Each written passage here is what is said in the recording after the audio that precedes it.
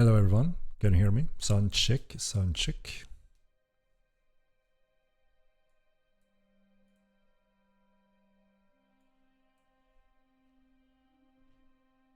Great. How are we all doing today? It's another stream. The bi-weekly stream goes very fast. How are you feeling today? I'm good, thank you. Yes, I'm good. How are you guys? The Holy Fool, thank you very much for the 21 month. Thank you very much.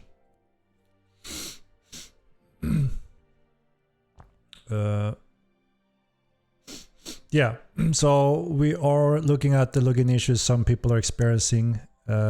Sebastian is asking for Steam ID for those that it happens to, and preferably when he's at the server so they can investigate closer because they can't see anything directly on the server from the players.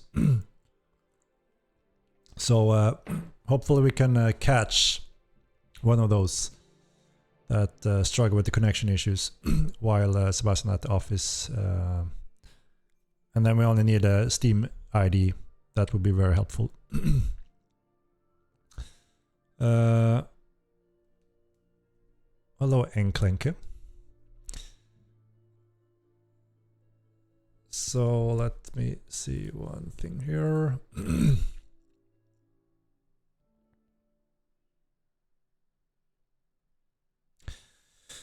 All right. So as you know, we're getting close to our first content patch after many months of boring work with the engine transfer that I've been stealing a lot of, fun game content pretty much. We are finally on the new engine, as you know, and we are getting most things under control.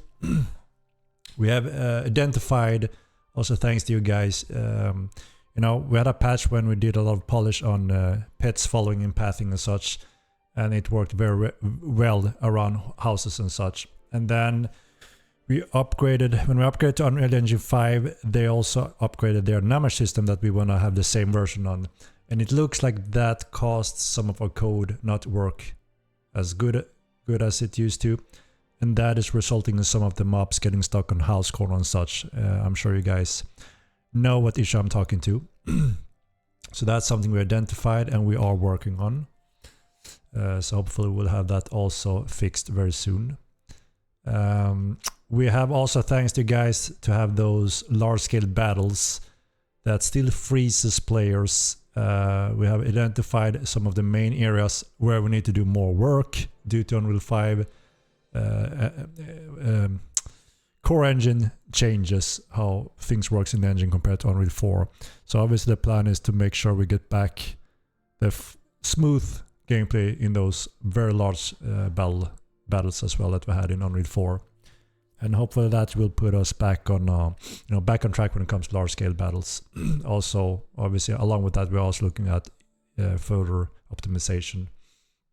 I had a meeting with AMD. They are working very hard on the FSR3 crashes that a lot of players are getting, and it's not only in Mortal 9, it's actually in Nightingale.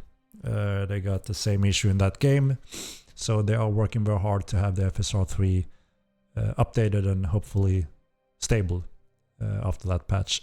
So we're getting that as well as soon as we can. We have also obviously collected a lot of feedback when it comes to sieges in general, how the time winners work. We had this discussion a long time ago before we started that the majority thought we would try a more dynamic siege winner, right? But it looks like now when we have all the feedback in hand after these months where people have played around with it a lot, it seems like we may want to consider using a classic siege window rather than the dynamic one that is quite difficult to handle. We also got all the feedback from you guys when it comes to the supply towers that people are running around across the world and using as siege prevention mechanics and such. And we agree it's not very enjoyable. So we are looking to change the supply towers so they don't give the defense, but they actually give supply resources instead to your TC. So there's still some, meaning and useful value to actually have those towers, but you don't play around those to prevent sieges and such. We understand that kind of, it's not enjoyable, right? So one of the big thing also we're talking about here is that it looks like the majority is signing on to that paper, and that is a siege time window. So if we're looking at a siege window where the owners can set, these are the main hours we wanna, we are inactive in the game, which means there are no siege window at all. You can't damage any building, while during those the window where you also define you are vulnerable as usual, so you can actually have the siege. Kind of looking at even line siege window. Everyone knows how that works, pretty much straightforward. So maybe that is what we need to make happen instead of the dynamic supply wars.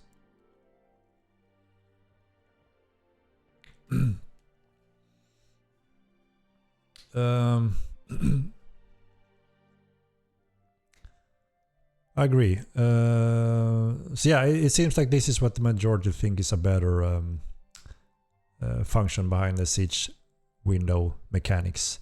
So we don't get the classic ninja sieges. And also not that we heard a lot of feedback from you guys that you can't function or work or get sleep because you need to go up in the middle of the night to fight around towers. So that is something we are looking into. And it seems like the majority of the players are agreeing with those kind of changes. Dark Fall Siege were fun. I'm not sure exactly how that siege mechanic was in Darkfall. I didn't play that much myself. But this is a classic siege window that quite a few MMOs have been using over the years.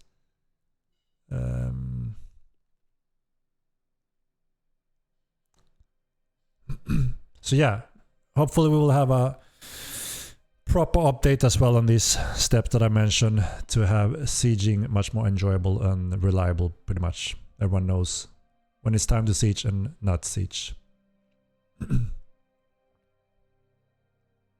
Siege win is going to be 8. So if we look at what we have today, it's worse than that, right? Everyone is complaining. A lot of people get tired of it and throw in the towel to be part of sieges anymore. So obviously we need to change it. And so far everyone have been asking for a siege window. Do you have any other suggestion that is better than a siege window than what we have today? We are open ears,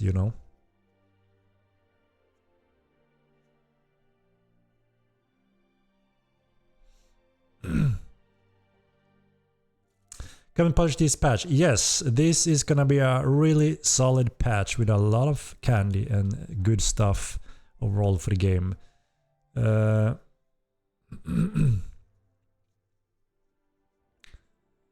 They used a siege stone that you dropped and had to hide.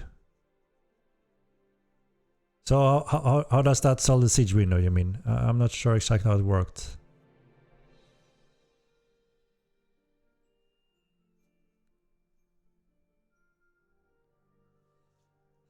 Yeah, we're also looking to adjust the taxes and such, so it's more valuable to also have a keep with a big influence of area.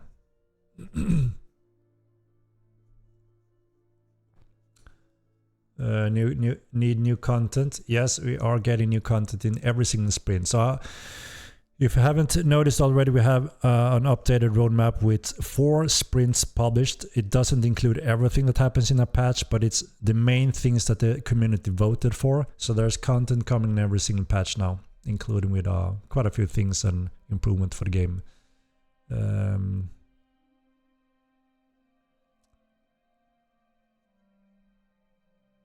Second slot is planned for sprint 2, so that is what we are doing. Moving on to very soon.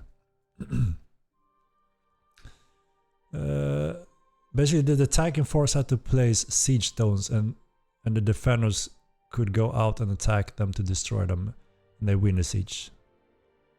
Yeah, it doesn't tell me much, right? So you place a siege stone and you fight for those stones. It still doesn't really explain the siege window mechanics that we want to cover so it works for the majority of the players in our game. So it's like a really good change. Thanks for actually working to make change to the system relatively quickly. Good to see. Yeah, I mean, obviously it's clear that now when people have enough time to test it all, and if we see that the majority think it's a bad siege window system, obviously we want to make sure it's a good one, right? So that is what we are trying to address now. We just need to make sure that, is it correct with the siege window mechanics that we are copying from Shadowbane, Evil 9 kinda? You as the owners for your TC assets decide these are the 7 or 8 or so hours when it can be sieged, and during the rest of those hours on a day it can't be sieged. So you have quite a window where you have to be prepared for sieges, and outside of those windows you can sleep, relax and work without having to panic. Sure, Enklenke, we are obviously open for ideas that could fit our current system, improve them, or swap some things to make it just better.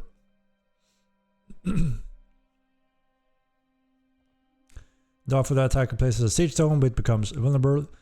If the defenders destroy the stone, they win. If the stone survives, the attackers win. So there's no siege? Are you just fighting about the stone? I still don't get it. Sorry, but that was one of the few MMOs I didn't really have any time to go through to see what they do. Place a siege stone and you fight for the siege stone.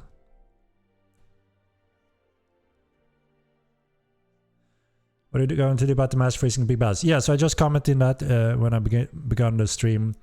There are two main areas that we are working on and addressing. One are the Nave that got updated from Unreal 5 that we broke some things in our AI. We're trying to fix that.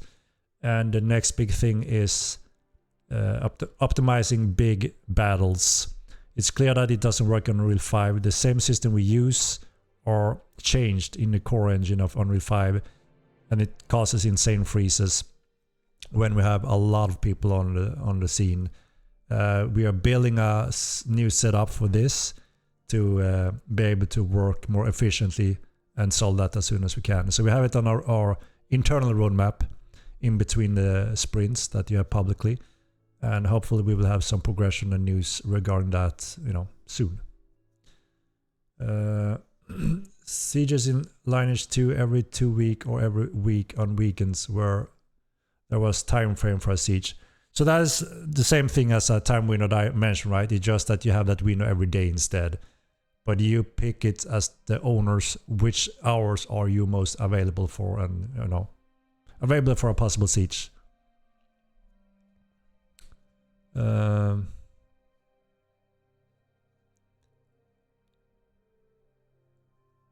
Increase flux drop rate. Dark Fire siege system, you had to drop siege stones and defend, and once you dropped there was a timer until siege started. So kind of similar, right? You see the timer and you can siege during that timer only. So it's kind of the same thing as I'm talking about here, coming from Evil 9. You define the siege hours and that's when you can siege. So it's quite similar in a way, I guess.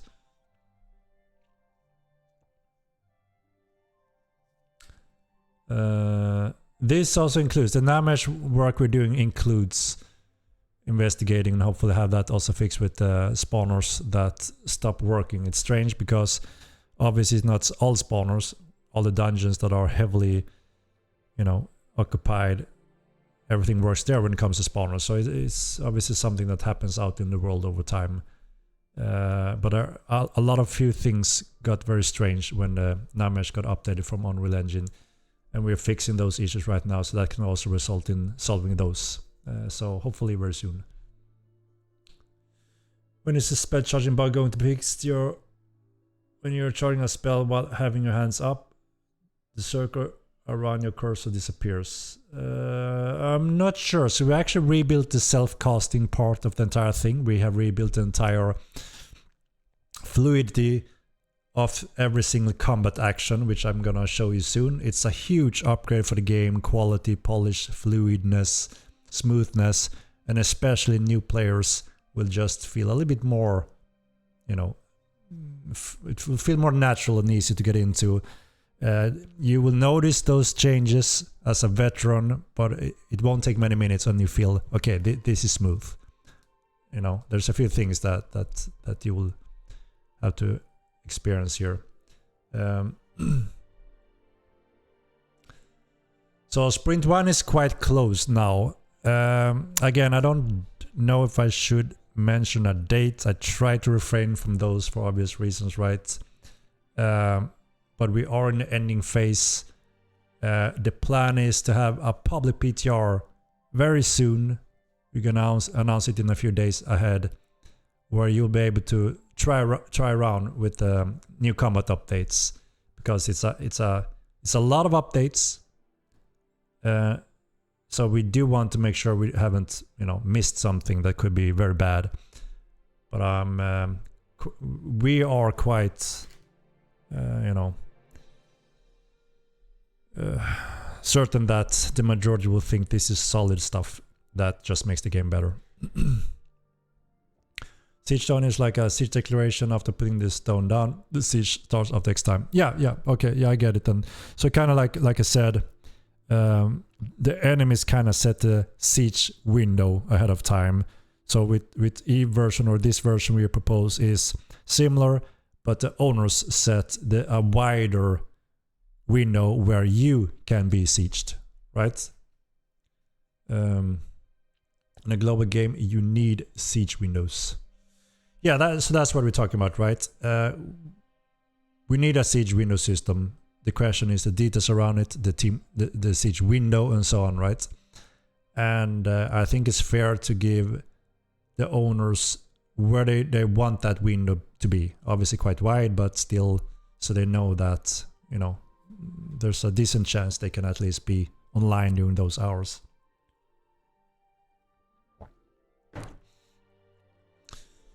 Panasonic. So we have a huge problem now where 99% is signing off this is bad, and now when we're trying to improve it to make those 99% happy and, you know, think this is a good improvement, you're saying that it makes it less fun.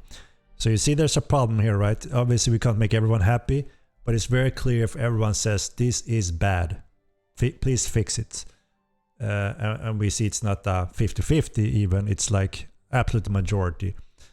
I haven't heard a single one saying it's a good system, keep it as is, we're happy with it. Obviously, it's one of our responsibilities to make sure that if no one likes it, we need to act, right?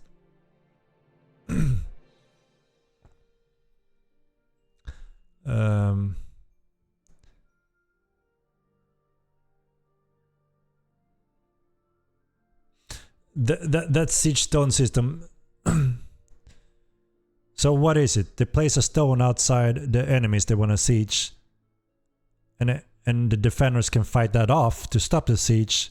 If they don't fight it off, the siege can start. Or how, what is the details around it? Like I said, I'm not familiar with exactly how that works.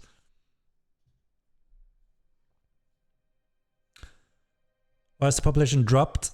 So there's a couple of reasons, right? We have there's always cycles in our game when people are bored, out of content. That obviously slowly makes population go down. There's a very hot month of huge releases with very solid, cool games on the market. A lot of people want to try those games, which obviously also have an impact, right? So there's a combination of that. We've been working for many months on switching to Unreal Engine 5. That means no really content or feature updates at all. We've just been polishing and fixing, making sure that the core engine is in place, and then we can build on for the future and keep on adding stuff. I don't know if you remember since Combat Beta and the beta stages, I'm sure some of you guys were part of that, where we almost every second week added huge updates with a lot of stuff. Obviously in beta we didn't have to be as careful to make sure we didn't break or added unpolished stuff, but now with the sprints, we're going back to the development finally. So it's actually fun and exciting for the team to work on actually game development more now. And that means obviously also for the players, finally, great fun content as well. So as you can see on the sprints on the roadmap, that is what the community voted on that we want first. We have a few things in the background that are not votable that we're also working on. There will be some surprise things along with those patches. You know, it's better to over-deliver than under-deliver. So we're not mentioning all of them either. And depending on how it works and everything, or if it gets delayed, it's nothing that you're aware of until it goes live, right? So obviously those different scenarios or situations will make population go up and down in cycles. It's been the same thing for 16 years, starting with Mortline 1. Obviously, when we deliver solid patches with good, great content, people will come back and play the game. And then slowly over time, obviously, they're hungry for more content and features. So this is a big sandbox where we simply need to add more and more sand and tools for different types of players to just enjoy more and more of the game. The stone is a decoration of a siege. The defender have to have a chance to attack the stone to stop the siege if the attack. Yeah, so I see. So it's kind of a pre-siege initiation, right? You can stop the siege by stopping the siege stone. So if you stop it, you have no siege. What was the time on that siege stone and how did you stop it? Did you just bash an item for X amount of minutes to destroy it and remove it? And could attackers instantly put another siege stone? Were there a timer for that or restriction? Quite interesting to know how that worked. If a lot of people see, you know, if people enjoy that type instead of a classic time window.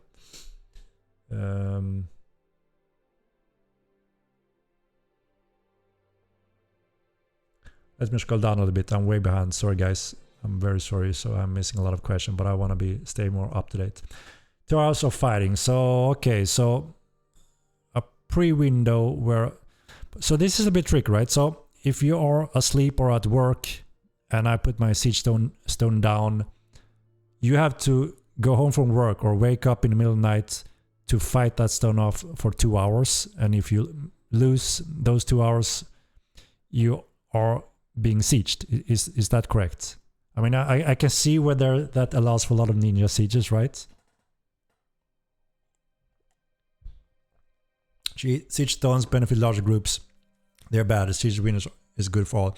That's exactly what I was suspecting, right? Like I say, 2 hours is quite fast, which means you're never going to notice when it happens, right? Until it's too late. So it's kind of put us in the same situation where we are today, right?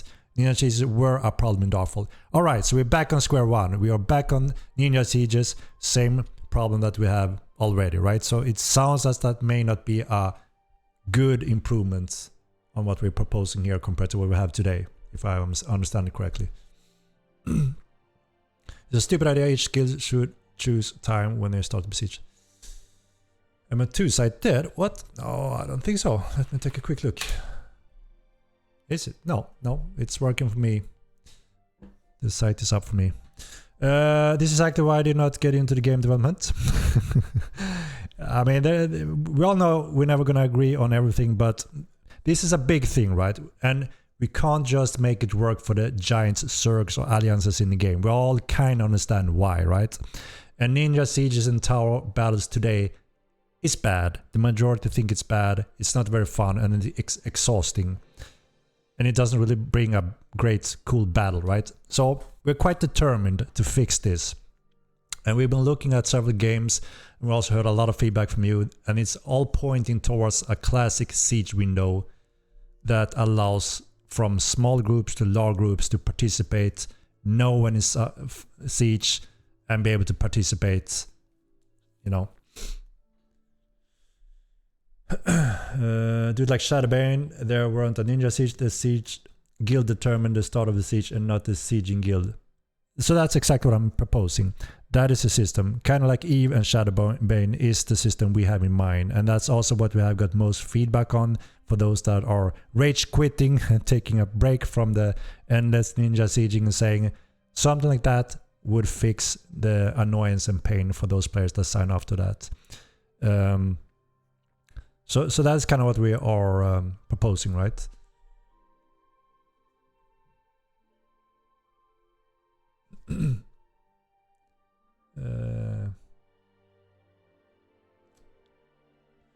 Keep owners should not be able to build buildings wherever they want and grief villages. I think the majority agrees in a window. Let's move forward on this topic.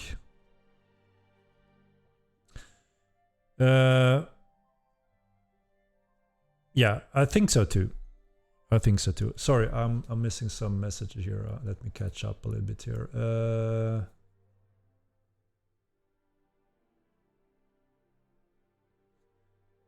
We need ballista armor racks for stronghold roofs so we can actually take out mangs. Yeah, that's a good point, and I have it on my note. We are gonna look into that.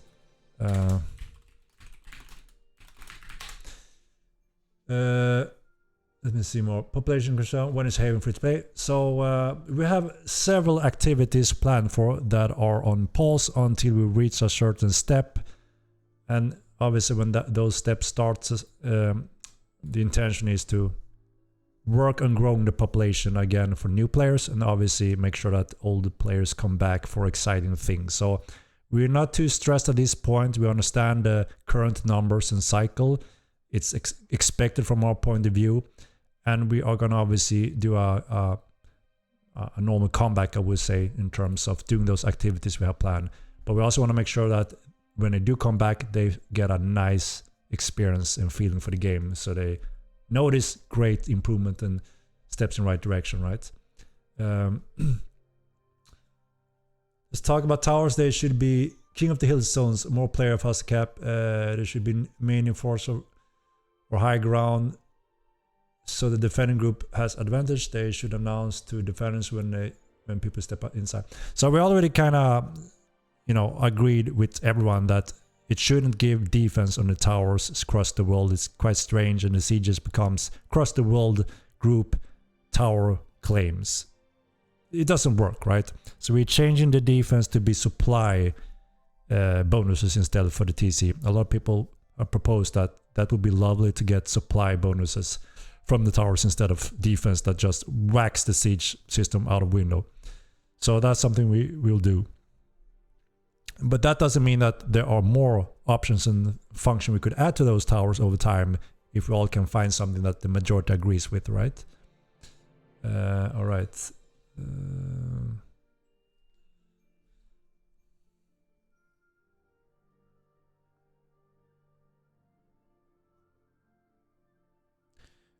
You can't just turn off easy anti-cheat. We know that you think that you can turn it off in a task manager or so, but you're just fooling yourself. It doesn't work like that. So it's not really correct. You can't just turn off anti-cheats and have the game running and think you have removed all anti-cheat in the game. And we also have another system on top of easy anti-cheat. We don't only rely on Epic Games. We also have another system. So yeah, you can't just turn it off, because then you wouldn't be able to play the game.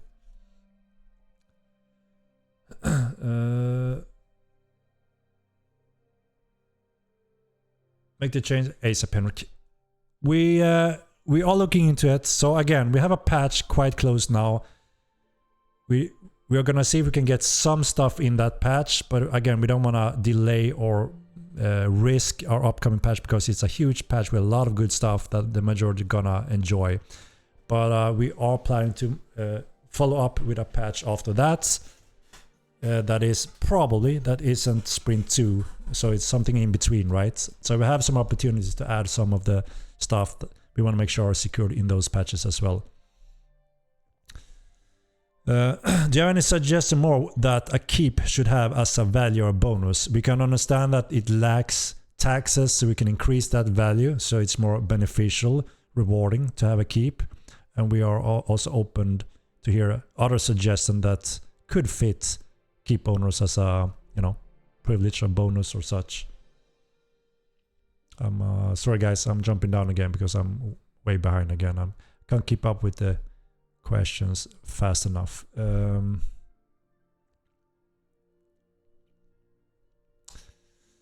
Oi, Henrik, good work, man. We had a 75 versus 75. Game was running like a gem. 12 out of 10. Awesome tier. But I think if you slap in another 100, that's where things starts to go bad in Unreal Engine 5. And we know kind of where it is. We have seen it now when we're talking about, we are around 300 in a battle.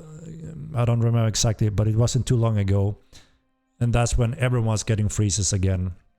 There were also a huge group nearby, not in the battle, but it also added to some of the costs, stressing all kind of things.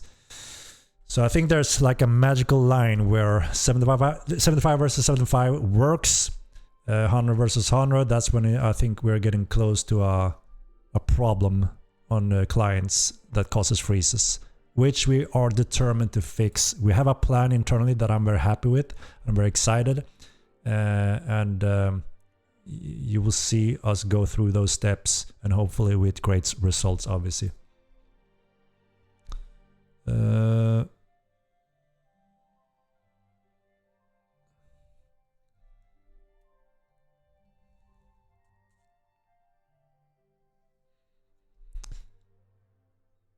Can we please get an alert tower limit? Yes.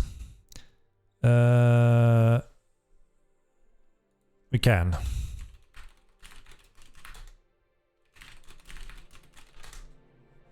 We are looking into that as well. Oops, sorry. What did I just pin? How I unpin it? What the hell happened? Jesus, I just clicked. Okay. Delete this message. What? Sorry guys, I think I pinned a message and then I deleted it. I didn't mean to do that. Sorry, I'm a Twitch noob, so if I remove someone's question, feel free to repost.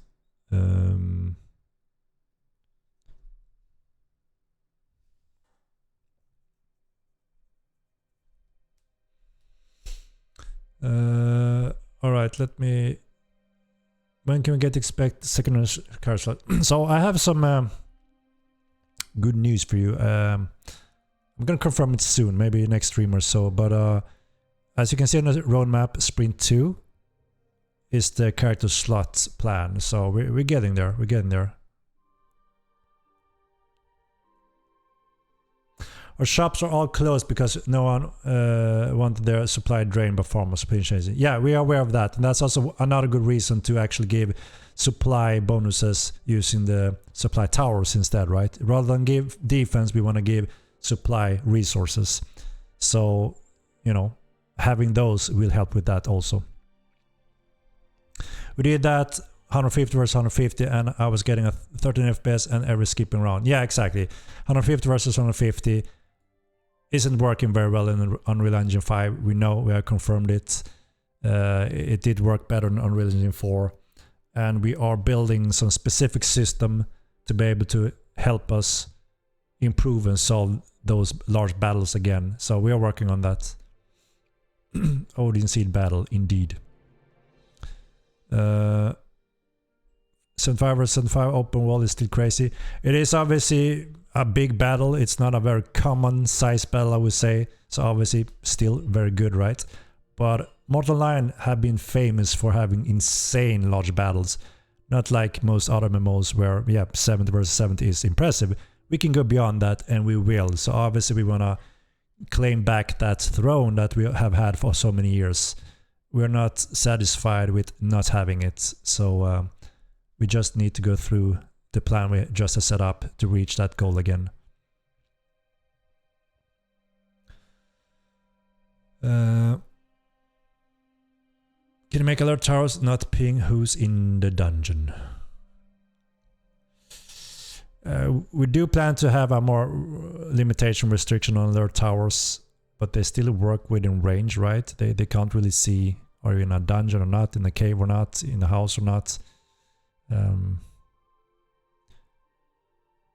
Okay, I'm gonna jump down a little bit again, and then I'm gonna proceed with today's schedule here. Making a dungeon non-wilderness actually prevents larger blue guilds from wanting to PvP in them because they care more about rep than red players. Yeah, so we will absolutely have multiple dungeons with wilderness zones, and there will be a few dungeons that have guard zone, murder count zones, and there will be plenty of them, and we will add multiple dungeon points of interest, every now and then in upcoming patches. And as you can see also on the roadmap, it's coming quite steadily now when we are back to sprint development. So yeah, we have a really juicy dungeon on the way for this next sprint that are keep pushing the boundaries and refining from the Undercraft. And you guys gave us pretty much 10 out of 10 on Undercraft, which makes us really happy. And of course, all the feedback based on the dungeon also is something we make use of to keep on pushing great content with great dungeons.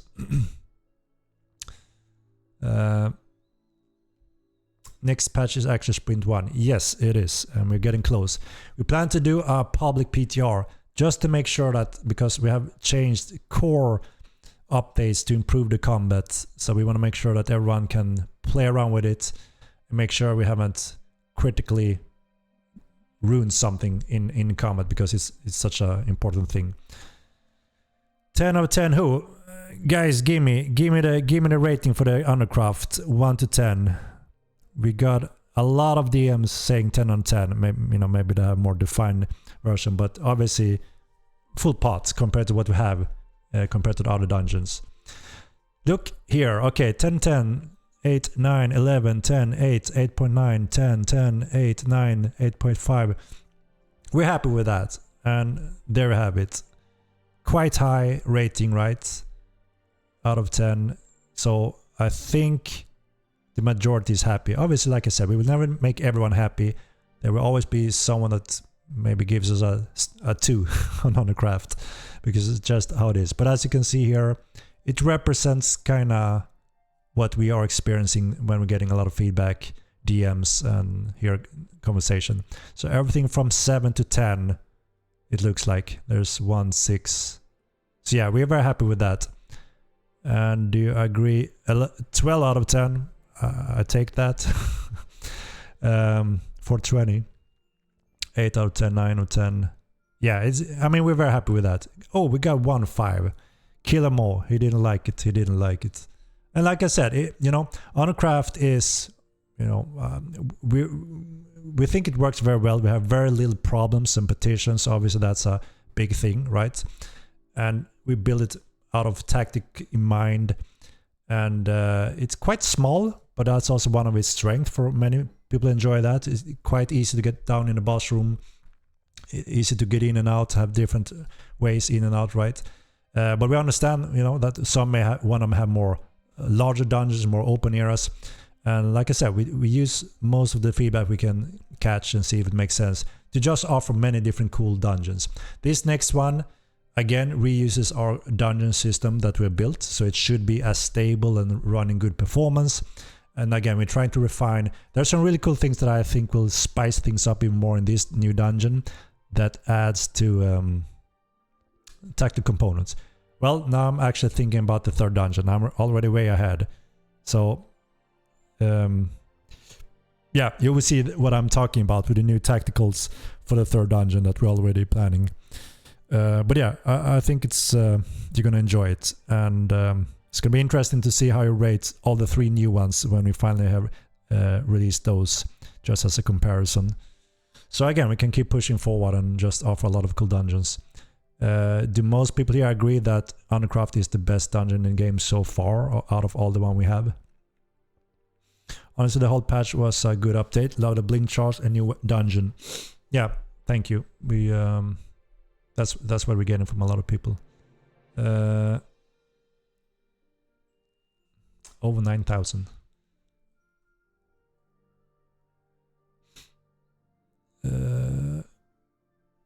Undercraft is way too simple. Yeah, it is quite a small dungeon. Like I said, we agree, or that is the case. It's quite a small dungeon, but it's also highly tactical, quite straight to the action, right? In and out, different locations, and we monitor it a lot since we patched it, and we see constantly action in that dungeon, from very large groups to small groups, constantly lingering around and having a blast. Maker Dungeon is the best dungeon so far. I think so. I hear a lot of mixed on Necro Dungeon. Either I guess love it or hate it. But yeah, when it was new, obviously it added new elements that was pretty cool and unique to the game that I also understand a lot of people enjoyed. More mini bosses, please. Yes, we're gonna add that also. Either Undercraft or Seder Dungeon. Necro Dungeon is the best dungeon so far. So we do have two people that think the Necro Dungeon is best, or did I just read the same message 2 times? Enquist Service is the most interesting dungeon. Yeah, they're obviously deeper and tied to their region's lore. So, and they are also supposed to be a little bit more newbie friendly, because when new players start in one of those cities, there's a high chance they go to the nearest dungeon experience, which is the sewers, right? And the sewers are pretty good content. They're quite easy, and we also got quite a good ratings on those. People enjoyed doing sewer ratings. We need small and large player dungeon. Exactly. So that's what we're doing. We're trying to expand on the same stable dungeon system we built for Undercraft, but also obviously want to apply that in larger dungeons as we go. Necro Dungeon would be best if it weren't for the bridge. Yeah, that's a very tough choke point. Don't spoil location about any dungeon, please. So we don't give any locations or anything like that. I actually have... Did my camera die on you guys? Wait, let me see what the hell happened. My Nvidia died on me. Let's see. Why the hell did that die? I haven't updated for a long time. One moment. I'm gonna see if I can wake up the game. Hello? Did my camera die or the entire...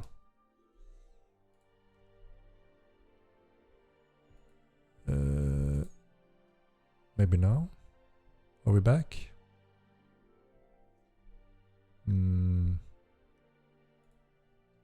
Should be back, but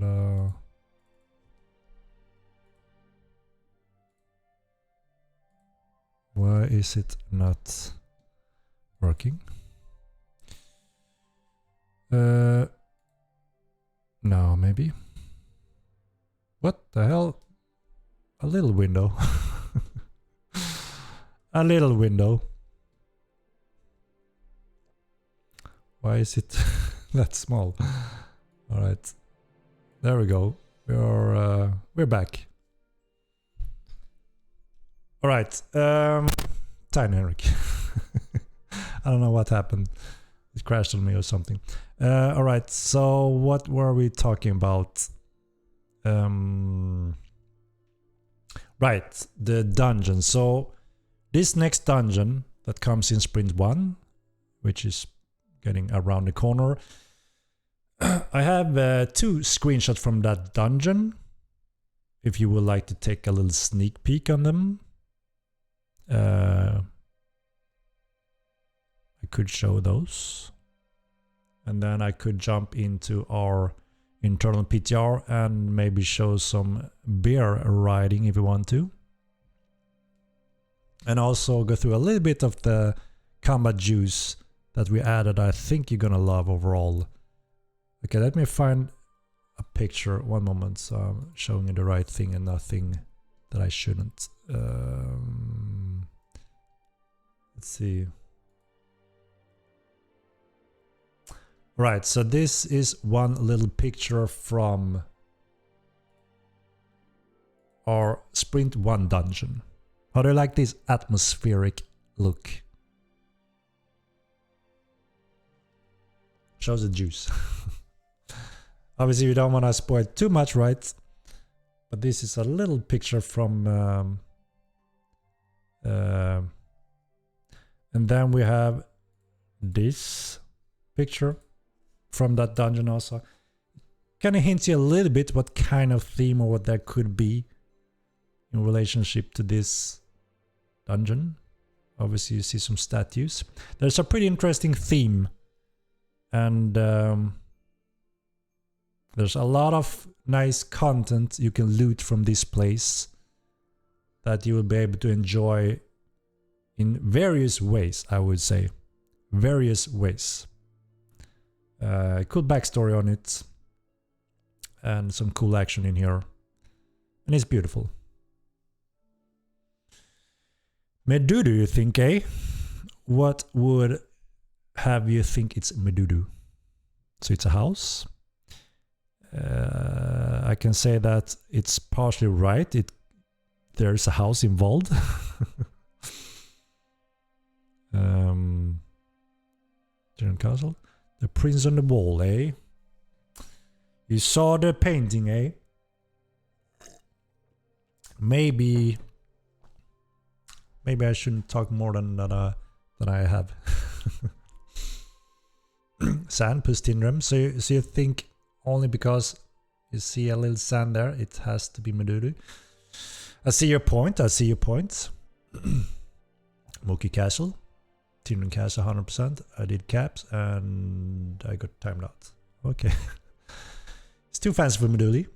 I think you all have good points. I can understand why you see all that and refer to that. And it will all make more sense when you get to dig into it and see what the hell is going on over here with this dungeon.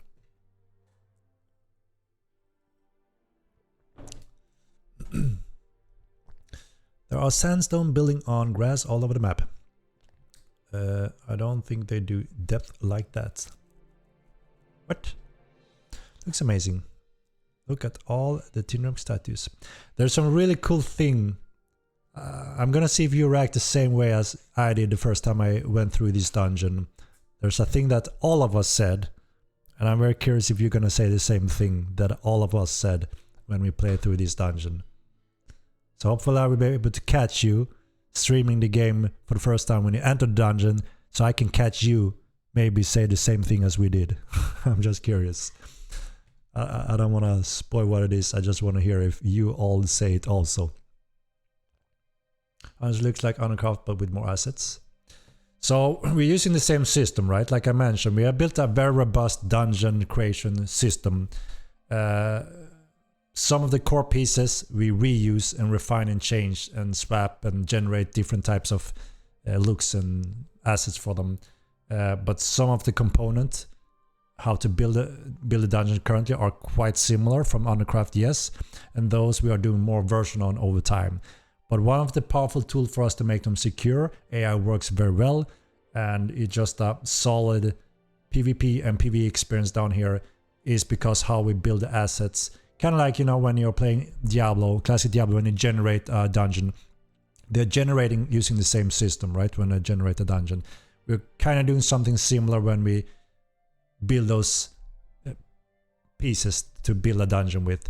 So sure, you can recognize some of the core structure, and the more time we have to add more of those variation, obviously the more of visual variation we get on top of that also. Uncraft worked well, no reason to change the overall system, just make more tiles, layouts, and it's good enough for me. Yeah, like I said, I fully understand if you say that, you know, some of the arcs and such are similar to Uncraft because we are using the same system. But like I said, we're gonna expand on those also more over time, so we'll have more variation. But this dungeon still feels and looks very different, I would say, from Uncraft, even though it uses the same system behind it. Vineyard. Interesting depth. Interesting. Will there be traps in the new dungeon? Interesting question.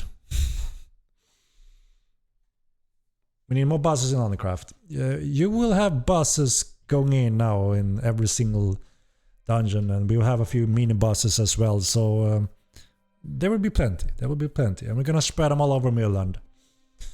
You're getting the next one already in this sprint 1, and then you get the next one again for sprint 2, and then you have another one for sprint 3, so we have a lot of dungeon work in front of us. New dungeon where? We're not saying exactly where, you can only speculate a little bit based on this picture if you want to. Yeah.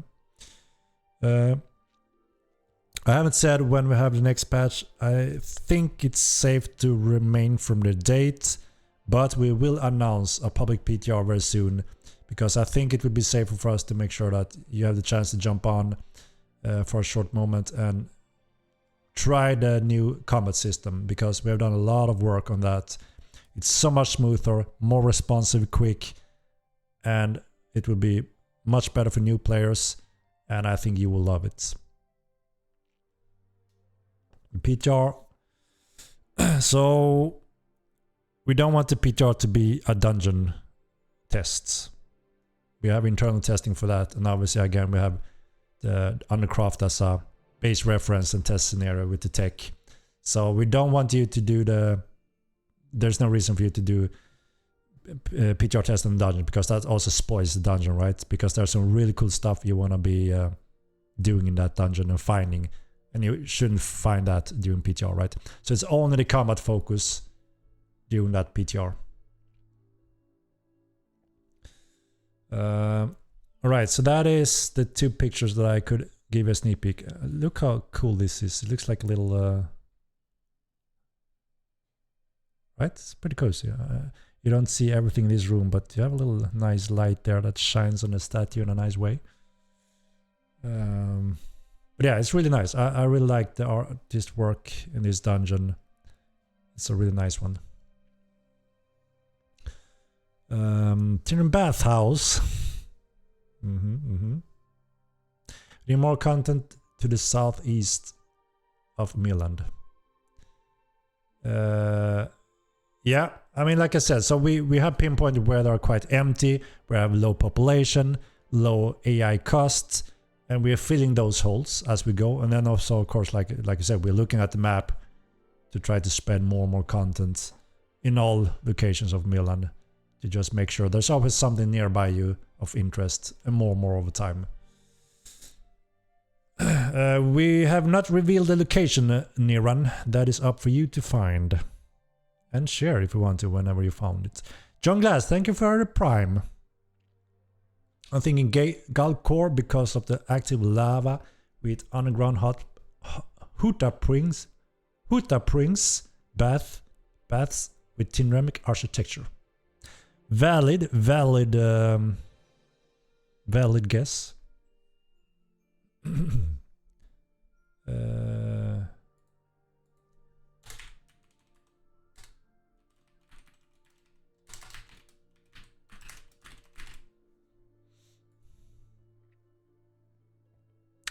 Bear armor with bear riding if you don't hate tamers. So one of the things with the bear armor is finished.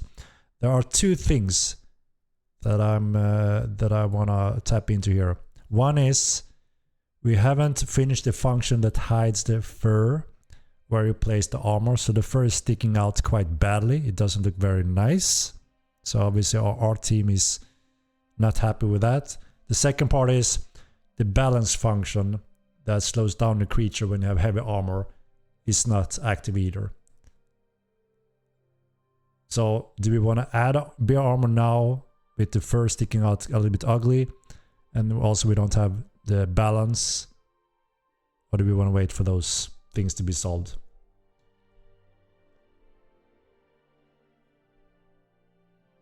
You know?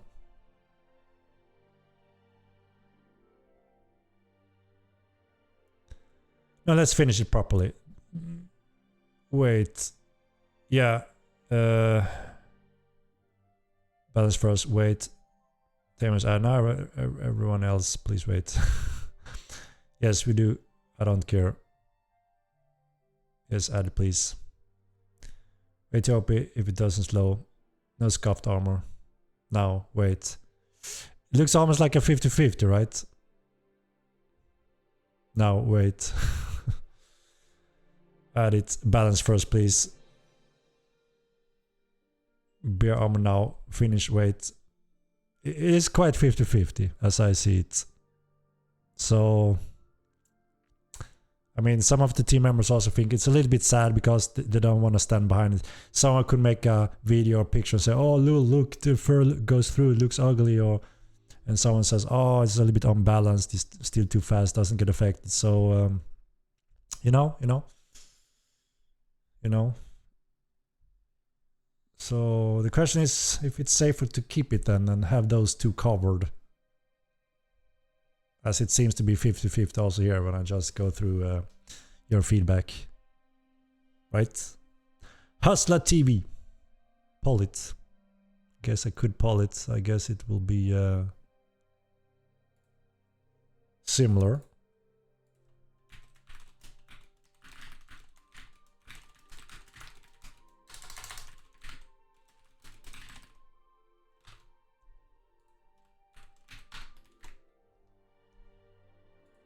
Vote. For the fun of it.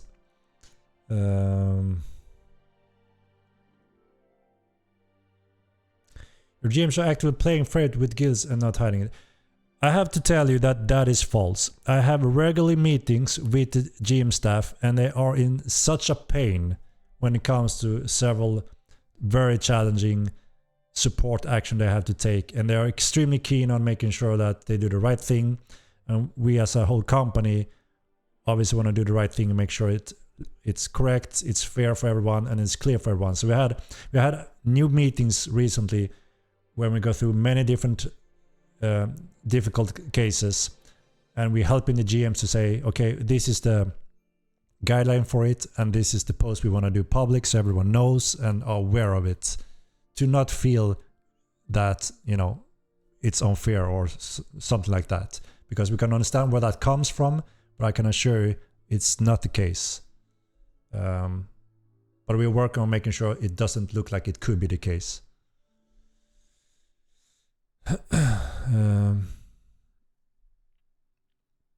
So the poll, should we release the bear? No, 59%. So it was quite close, as I said.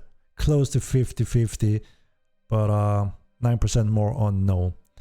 So it feels like we should then fix the fur, make sure the balance is in place before we add it. So sorry for the tamers that obviously have been waiting for quite a while. You have to wait a little bit more than, as it seems like maybe that is the best way to do it. It also feels a bit better to add something we know we're done with it. We don't have to go back and fix something that are not fully done with it, right? Do you agree, guys? But obviously, we're not going to push it a year. I actually talked about Sebastian about it, and he said it's a quite fast thing. We just need to find one spot for it.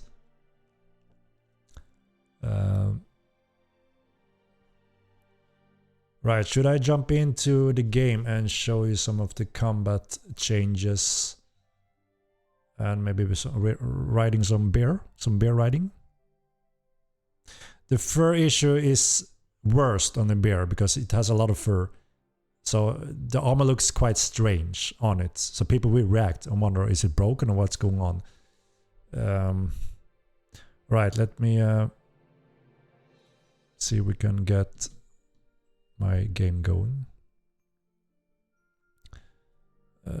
Stream game maybe. Look at my little tiny look at the tiny Henrik. Tiny. Hello. All right, let me jump in here. Schmool.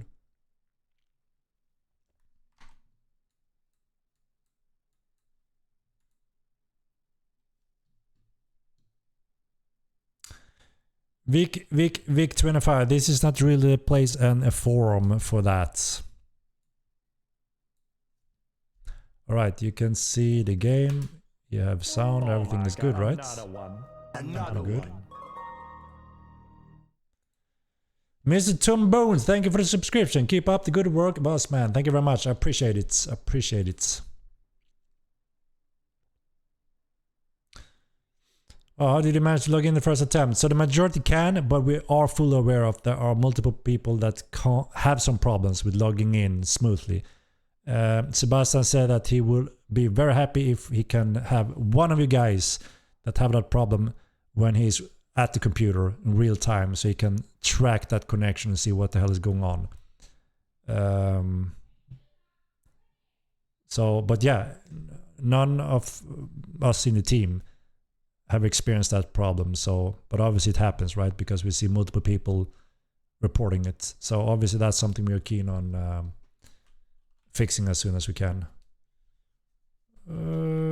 Let's see, we got a little stable here, right? A little stable. So when it comes to the combat system, so there's several things that happen here. I'm gonna see if I can go through them a little bit here. And you're gonna be able to test it on PTR yourself to get a feel for it. I got a little bit confused in one thing first, but then after a few tries I got used to it and thought, okay, this is really good. Am I tiny? I thought I was okay, but okay, we make it a little bit bigger then. Are we good? Are we good? Can you see me? So we got a little new thing. Look at my window. We have you recognize this. This is a very powerful little tool. So you can put this button to any hotkey you want, right? And if you click it, bam! It swap your layouts. So you can have two layouts set up here, right? And look how smooth I'm swapping my gear. Zika-boom! Zika-boom! And it's so smooth. No more jerking around with hotkeys in and out of combat mode and feel that clunkiness that everyone have been complaining on since a long time. And you know, finally we're able to rebuild that part of the system and it's just smooth as butter. Butter. And look over here, my hotbar. If I click number 2, you see there's a highlight. Number 3, a new highlight. You asked for it, guys, and you're getting it. So obviously it's very easy. And look how smooth. Oh my god, it doesn't look like Motor Online. It looks like smooth butter. So I'm highlighting what I have and I'm swapping very efficiently. Right? You see? It's really good. Really good. So so here you can put whatever you want, you know. And then on the other bar, you can put whatever you want there. So you could have, you know, sword on one of them, bow on the other one, you know. And you just swap with, I put the hotkey on this button, so you see I go from them. So you can shoot up in here, and I can swap weapon, and I, zika boom! Time that like a mofo. So yeah, a big, huge quality of life, smooth. Everyone would just love it. No more clunkiness and failing in and out of combat mode and getting killed by it. So that's one big thing, right? I don't have a shield, but yeah, I have. So obviously, you know, bam.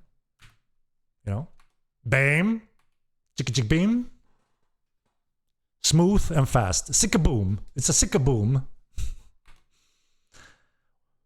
Oh, and now if I just click number 4, cast it, right? And we're good. We're good. You know? So very, very smooth.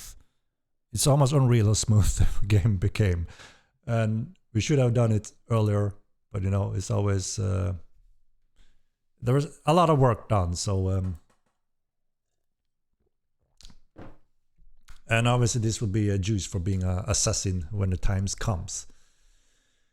And then we'll also have a few other things. I'm gonna remove the shield for now so I can see a little bit better what I'm doing here.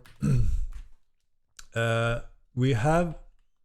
now when you swing, I can make it a little bit better to change to drag and click here, I guess. And maybe drag and click should be the new default, because now it's very clear for new players to see the circle, right? And it also becomes for more reasons now. So if I click and hold a charge, and I just... oh, wait, I'm going to show you a new settings. Do you see this little button here? There's a lot of overhaul players that have been requesting this one. Is Lorderson and his friend, I think they came from overhaul, right? Maybe everyone knows what this means, but there's a new option called feint and block in one action. So if I hold a charge and I just click, you do a feint. You see, I'm not re-clicking my mouse to do a new charge. I'm just changing direction here, as you can see with the arrow, and then click the parry to feint. And if I hold it, I'm parrying. A lot of you guys are going to be happy with that one. A lot of overhaul players will love that feature. So that's going to be a good one, right? What else? All right, so another big thing. If you swing, I can give it a new command to do the new one. So it's very smooth. I can't really show you this, but what I'm doing is that I'm giving it a new command before the swing animation is back to state. Because if you do a command today, it doesn't take the input. And that's something that feels quite off-putting for a lot of players, especially new players, because they have to click again to swing, right? If I click too fast, it doesn't. But now it just time it up and add the next one, if that makes sense what I'm saying. So it's kind of like a cue on the action where it takes the input rather than ignoring it. So it's just much smoother, and new players are gonna just not fail as much. So that's one thing. Oh, yeah. So if I have this charge effect, right? I don't have to, yeah, I said that right. I don't have to feint and recharge with the mouse click. I just click the feint like this. So it's so freaking, you just change the direction and feint. You don't click the mouse. So it's very, very smooth. Very, very smooth. Very, very smooth.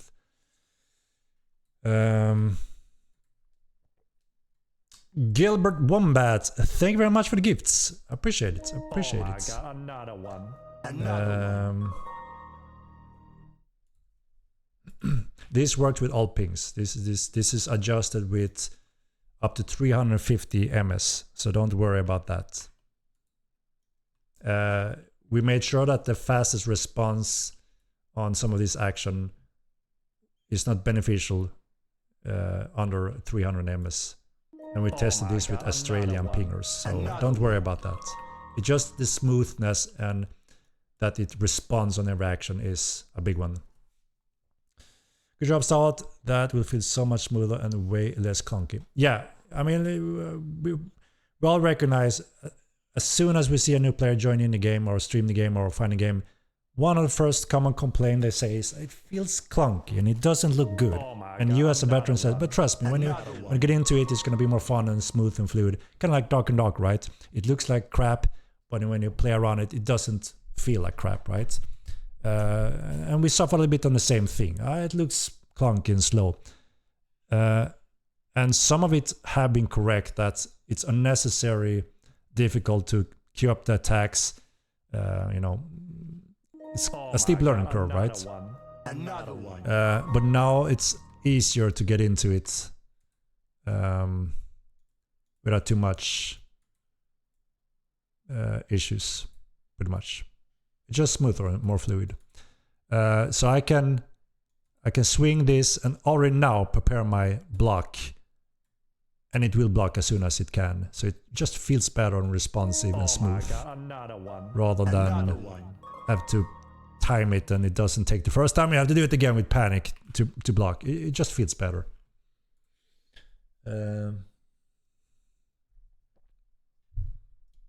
There is a swing miss penalty. That is the same as it was before.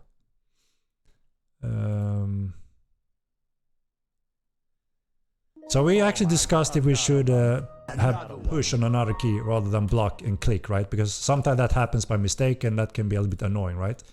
So, but we haven't done it yet, but it's something we discussed if we should remove that as a default and have that as a key instead. It makes sense. We see it quite often and we do it ourselves sometime instead of swing or something we push. Can be a little bit annoying, so maybe, yeah. Oh my God, This is a swap button. I have it on hotkey. Go from ranged to sword. Please show the feint mid swing. And also thought about one thing today when playing around with it. So you see when I hold this and I see the blink. Now it's blink shot, right? Now I have a small window to do my feint and then release and keep that damage bonus. You all know about that one. That was quite a recent update, right? Which everyone loved.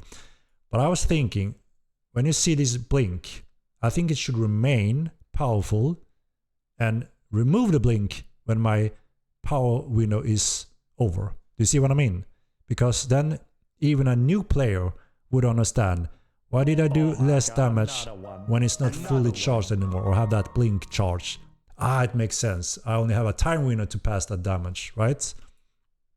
Now it's like it blinks and then go down again. And even though I blink, or even though I feint, it does the charger again, even though it has the power. So that just makes it feel confusing, right? Because we already know there's a time window with the full power, so why should it recharge and confuse me? Because if you learn about the charge now, I shouldn't have done full damage if you just look at the charge force timer, right? So I think that makes sense to keep it there so it actually resembles the outcome of it. You see what I mean, right? I think it makes sense. But yeah, just being able to feint like this, like a pro, is so smooth. So I think everyone will just love this kind of polish and fluid added to the combats. And yeah. What else? Is there anything else regarding this? I think I covered most of it. And of course, we are adding a whole new set of feedback on killing mobs. You can cut off the head and arm and such. You know, we are working on refining the effects, so it just looks and feels amazing. And that is getting ready for, we're getting close to the adrenaline system in Sprint 2. Obviously, if you cut a limb or head and see that blood, you may get a little bit more of the adrenaline rush bonus, right? So there's actually a benefit of cutting a head off. Oh my God, another one. X-Fast, thank you very much for the Prime 20 month. Thank you very much.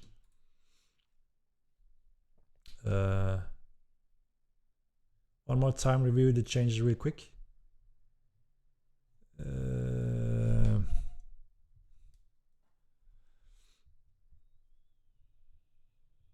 Put away your weapon to show us if it's fast too. Oh my God, There's a few things we can't speed up too much, and that is to make sure that you're in sync with the players. Because if it's so fast that I can pull out my sword and cut you before you even see it, then obviously that's going to be bad, right? So there's always, I mean, it is fast and responsive, it looks nice, but we can't do it much faster than this. Same with the swapping weapon, because if it was completely instant, you know, it either have to jump too much on the third person, or it's not 100% synchronized until you are in the swing, right? So we have been tweaking the system to be as fast as possible, as smooth as possible, but within a high ping variation.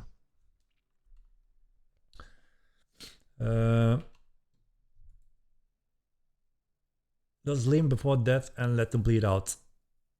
Yeah, we talked about that. There's a few. We add a lot of things to discuss, you know, on top of, if you drop this arm, I'm holding the weapon, what action can I do? How is it changed? And, you know, what if someone is healing you? There's a lot of what ifs, right?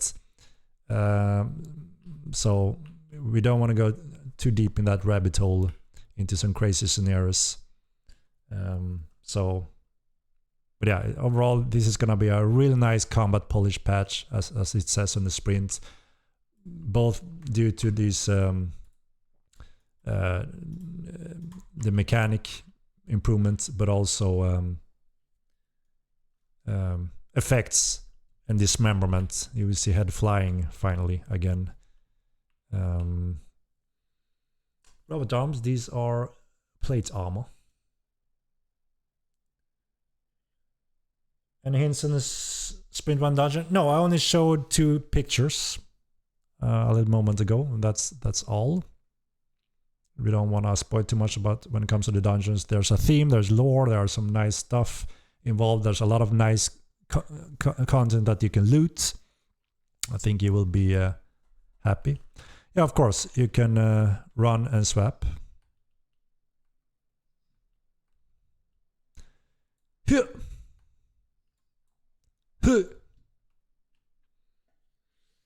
Right, we got a bear. We got a bear. Let me show you a bear. And there's some nice stuff here also. So should have some pets here. Right, what do you want to see? What do you want to see? Brown bear, black bear, white bear? Which one do we want to showcase? White bear. Let's get a white bear. Whoa. All right, look at these beautiful beasts. Beautiful beasts. All right, let's mount a little baby. Whoop. Oh my God. The beast is alive.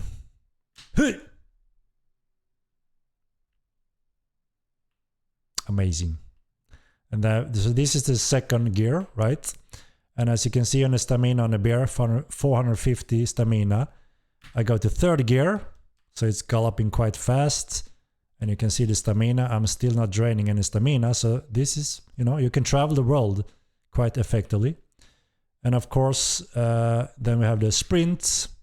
And now we're draining stamina quite fast. And obviously now it's galloping very fast also, right? If you go down to third gear again, you're very slowly regaining that stamina. And some of the tactics or things have been working on is to make sure that horses are obviously one of the best general transportation travel mounts in the game in general, right? But then there are some animals like some bears and such that have very quick bursts. So look at real life. A bear is extremely fast at bursting, and you know they can run fast, right? So if you can sneak up on someone and jump out and really utilize the quicker sprint that are quicker than a horse to try to catch them, right? If you're not careful as a mounted rider. So some pets will be more tactical use for hit and run surprises where you have faster boosts than most of the horses, for instance. Show the speed. So the white bear is the biggest one, and that should be a little bit slower than the brown bear. So this is boost 1065, right? And then third gear 790. So it's a decent speed, but obviously not really up there where the horses are, right? If I show you, let's bring out. Oh, I'm gonna show one more thing how smooth pets are also. Let's bring the black bear. So that's when it's fastest right now. Look how cute. Look how cute. So third 850. Boosts 1150. So this one can catch a horse, but as you can see, this stamina goes very fast, so you know you have to be careful and time that correctly. So you have to be a lot important in tactics when it comes to monitoring your stamina, uses the boost correctly, you know, depending on what mount you are on. So it's going to be interesting with you know, the tactics around that. And look here when I'm holding my weapon, I'm dismounting. Bam! Did you see how smooth that was? I'm holding my weapon. Yep. Bam! You know? Bam! Smooth as butter. Smooth as butter.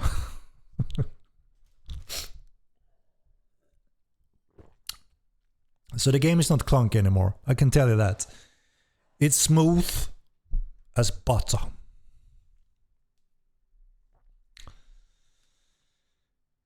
Chicken butter. Damn. So that is the black bear. And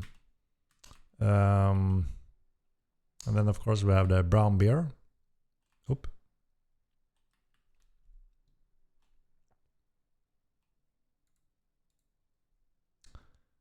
The brown bear, so something in between, right, with the black and white bear. Let's see the speed. This is also obviously something we can take feedback on during the PTR. If you want to try the bear mounts and all mounts in general, there's changes on the horses also using this new stamina system. So let's see. Third gear, 820 something, and then boost 1000. What does it peak? 106. So it has a chance to catch up a little bit on a horse, a normal horse, I would say. And it just looks lovely. Look at him. Look at that little baby.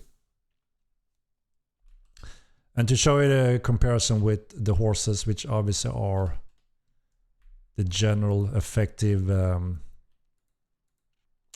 traveling mount, that obviously will always be also cost less, so always a powerful traveling companion. But as you can see, so third gear,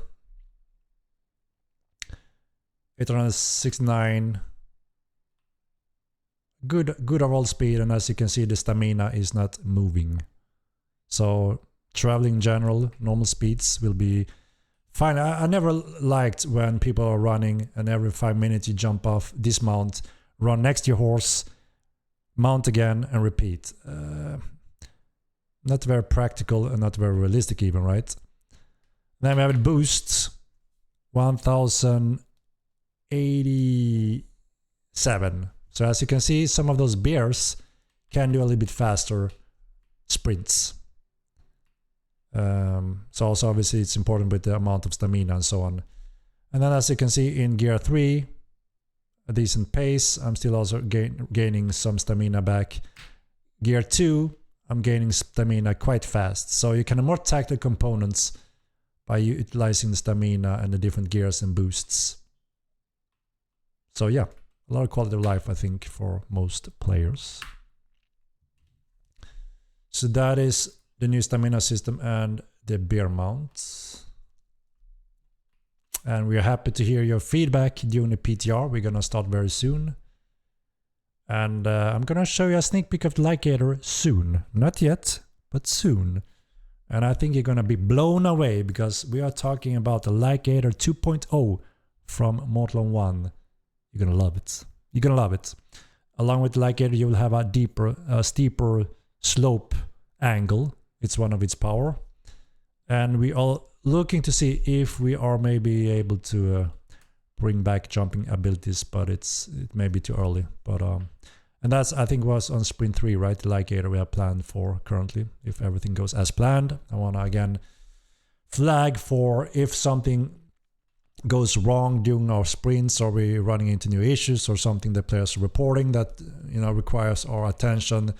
I wanna flag for if we need to rearrange something on the roadmap, so you don't get too upset if we have to rearrange it or postpone something. I want us to have that ability, right, to do that if needed. Awesome changes. Keep up the good work. Thank you very much. Can you show the direwolf in your stable? Next. Sure, sure. Let's bring out the direwolf. Here we go. So 1,000 stamina, quite impressive. Some more stamina than most of the bears, if I'm not mistaken. It does long quite a bit back and forth. We have to see if there's some time to tweak some of those animations. Let's take a look on the speed. So a third gear, 790, 789, 790. So pretty decent speed, right? And then it's very agile, as you can see. I'm really killing it, almost sideways. It feels and looks pretty cool. It's like the skateboard grind here. Oh my God, so it's very agile compared to the other creatures, right? And then we have the boost, 987, and there goes the stamina. So I mean, I love the responsiveness of the wolf. It's so agile compared to ours that I bump into everything when I'm trying to do a steep turn, right? Tokyo drift, exactly, is the drift. So the wolf is going to be an excellent traveler animal now as well, because, you know, decent speed, third gear makes most creatures a nice traveling companion or a pet, right? Without it being too annoying. So that is the direwolf.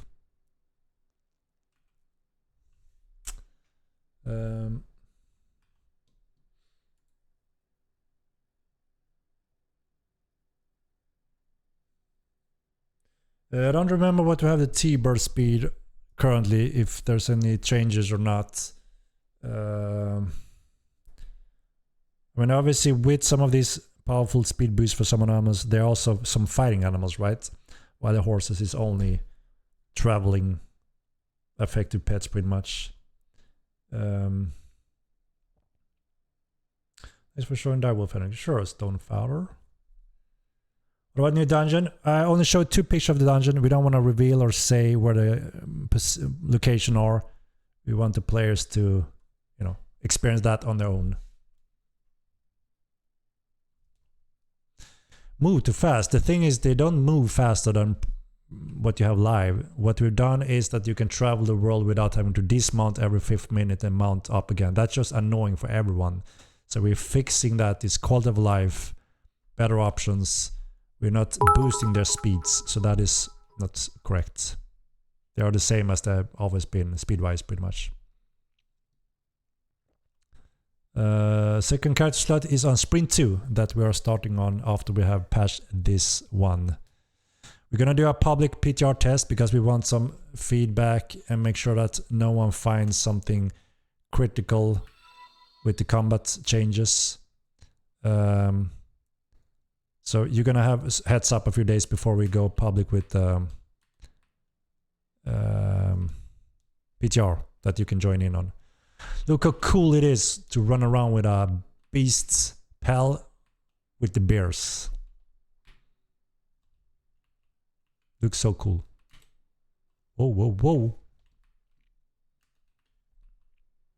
Look at that beast go. Yep.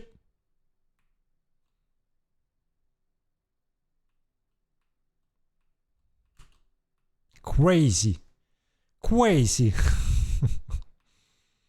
Lovely view. Look at it, this view, guys. Look at the view.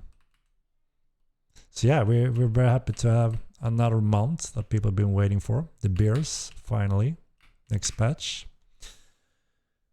We can ride tower dogs. That may be the next one. I'm not sure entirely the order of things, but we'll just keep on adding mount after mount that will be rideable now when we have the system in place. So we're adding them. Can the bear have passengers? Also does no. So that's also a few things, right? And balance thing. If there are some space where it could fit two, where it makes sense, there could be some animals where we can decide that you can be two on them, but I'm not sure it's that good on a bear. It is also a powerful pet. It can attack, but there's a few pets that could be mountable with more than one player, just like on horses. But for now, horses are the one.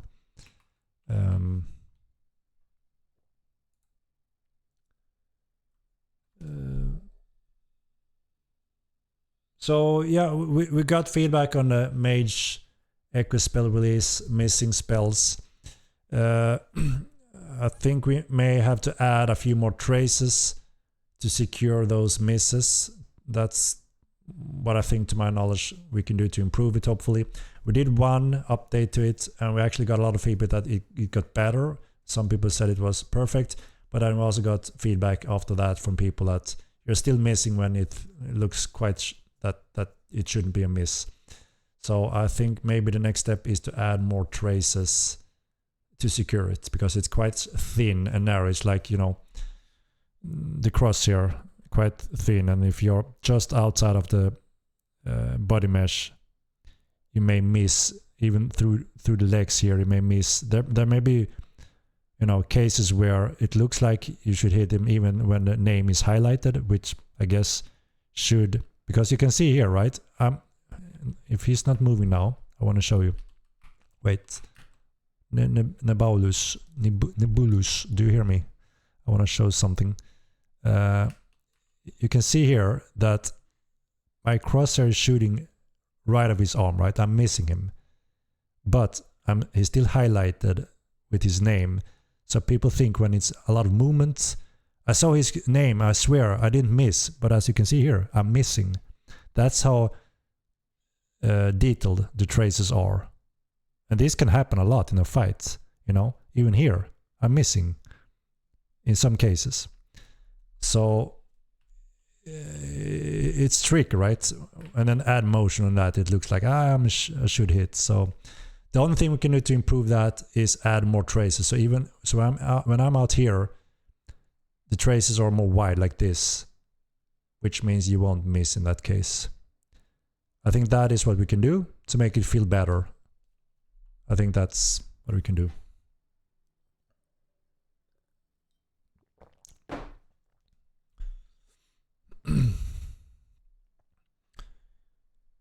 And what is black bear rider weight? Good question. Did I?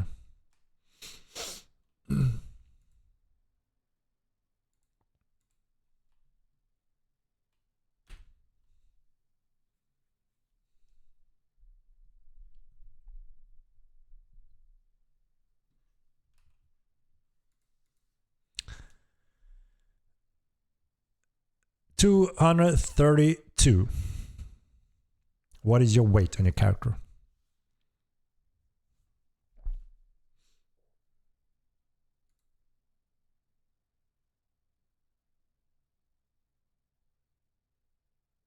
Please confirm bear armor with rideable bear. So as I said earlier in the stream, I actually did a little poll. The bear armor is finished, but there's two things that make our team not happy to release it, and that is, one is it has a lot of fur, so it goes through the armor, so it doesn't look good. The armor looks buggy because it looks strange. So obviously the art is not happy to have that released. The other one is the balance factor. It should be slowed down with heavy armor, so there's a counter obviously for the defense it's gaining, and that needs a little bit code timing. So we need to fix those things to get those things fully done. Or the option was, do you want to skip that and have it anyway without the proper balance and with fur looking bad on it? And 59% voted they don't want it until those two are fixed. So that's kind of where we are right now. Those are 30 minutes fixed. No, we need to mask out the fur, need a code function to hide the fur, and only where the armors are. And then Sebastian need to code, or any coder need to code speed adjustments with the armor. So it's not 5 minutes, but it's not a huge project either, right? But our team is busy with sprint 1, so I'm not sure that they can do those two for this sprint. So that's why I asked, do you want to put it in the game anyway? And it seems like no, we want it fully finished before we add it.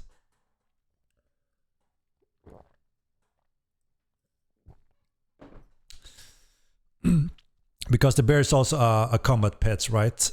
and if there's no difference at all when it fights, there's no penalty, only bonus for the armor. You know, you see what I mean?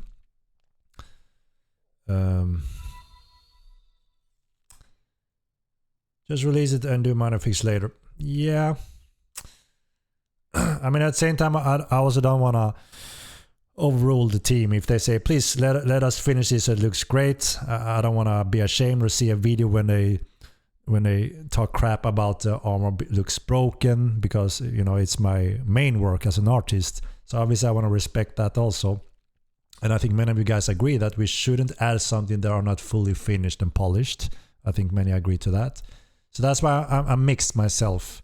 Obviously, if everyone said, no, it's fine, it won't affect the PvP or balance that much on the bears. And it's fine if the armor looks bad for now on the armor. So we all want it. 90%. Let's add it. We will consider to add it, right? But now it's actually 59% says, please fix it before you add it. Then maybe, right? Do you agree? Do you agree? It's good to see that artists have integrity to their work. Exactly. And they care a lot. I mean, Area is also the art director, right? And he don't like when we add something like that and then see someone is bashing it. He knows, yeah, because it's not done, right? So, you know, for going through armor is less frustrating than losing high-level bears knowing it's only because it's naked. Yeah, but it's also the balance factor, right? It's not slowed down, so it behaves just like it's naked. So the balance factor is also affecting PvP, right? And it's the most fur in it, so it also looks the worst. The armor and saddle is completely blocked with the fur, so it doesn't look really good. It looks almost like it's buggy. And we would probably get reports and videos and screenshots on it reporting that it looks bad and buggy. And of course, then the artist is going to say, well, we know, that's what we said. So, yeah. You know.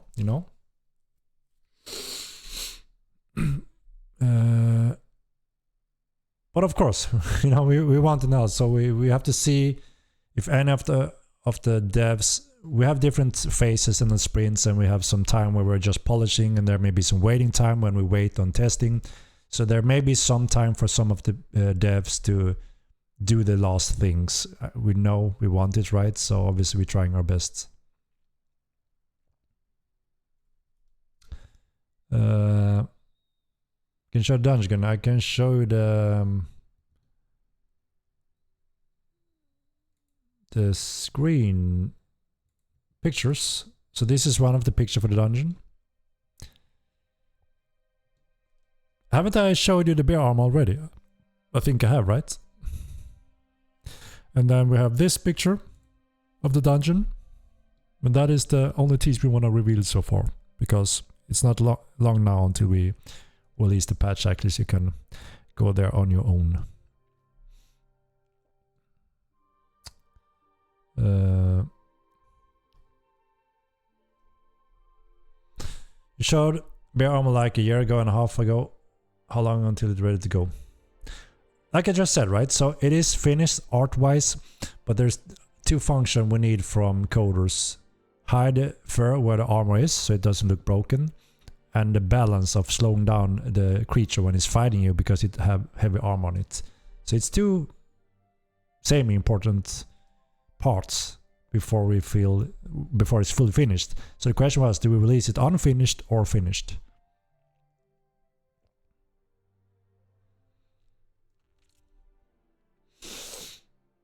Just wait to release riding as well.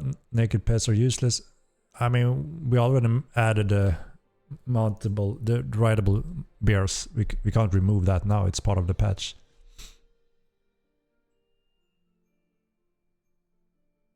Yes, players will slow down if you're over the threshold, and the same goes for the pets. If you add heavier armor on it, it's going to slow down more. It's like the same system. It's just that there's threshold when there's no penalty. And the players are min-maxing, so you always build your gear surrounding that threshold, but there's still absolutely a dynamic slowdown penalty. So it's the same system.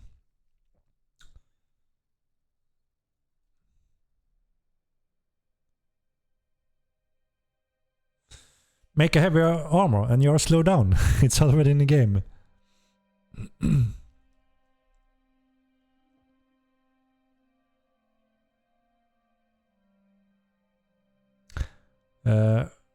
We're going to change something in game communication, maybe add recruiting chat to dashboard. Yes, we are going to add a notice board function for everyone that leaves Haven will get access to that board, and all guild members in the current game or guild leaders or whatever rank we decide will be able to recruit and put their guild information and contact information, so new players and such will be able to contact the guilds more efficiently rather than go Discord scouting.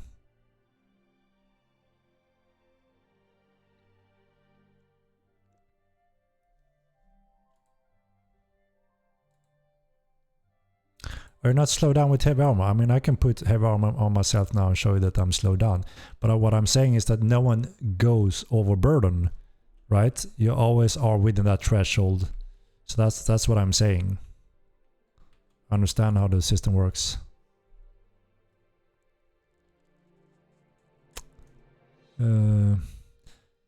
Yeah, sheet animation during swap to bow. No, we do it like all modern games pretty much, and it just works, you know. So it's very quickly changing weapon, and it's like in all games today, and that makes the game much smoother and responsive, and you can do more tactics and builds rather than having it 4 seconds to change a weapon and go inside and out of combat mode. Everyone been complaining that it feels clunky and slow.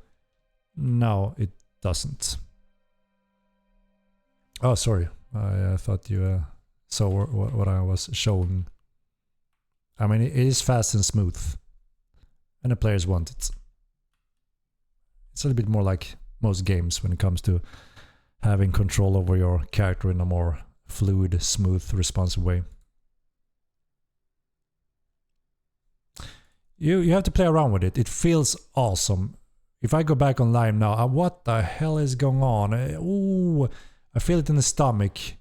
You don't want to go back, trust me, when you feel how smooth the system is now when it comes to the combat and everything.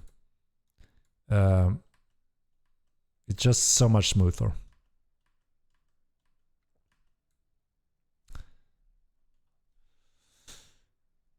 But yeah, there's a few things you have to get used to. Like I said, if you're using that feints button and what was it? There was one thing that I... Right, so... Right, so if I hold a charge, click the feint or cancel and release the mouse button after, I will still do a swing. And that is one of the things that you're gonna do if you're one of those like me that let's go off to cancel feints before the mouse button. So that means you're swinging anyway if you don't release the mouse button before. So like now, I'm canceling and releasing the mouse button after. That makes me swing. So you have to make sure that the feint cancel is released at the same time or last to not do the swing like I did now. So you see, now I'm doing it correctly. And you know, you're gonna try it on a PTR and see what I'm talking about here if it doesn't make sense. How does movement keys work with this? I never done movement keys. Are many people using movement keys instead rather than mouse drag or mouse click? I never got into movement keys. I know a lot of people use it for block pairing, right? But I never really got into it. I have to retrain my brain to get into it. Many people use movement keys. Yeah, I know. One of the only things that I don't like with movement keys is that I can't keep on moving like this when I do all my stuff, right? I have to change the movement keys a little bit and it hinders my fluid movement at all time. And some people are on the same page there, but I know a lot of really good PvPers are using movement key for parry and such.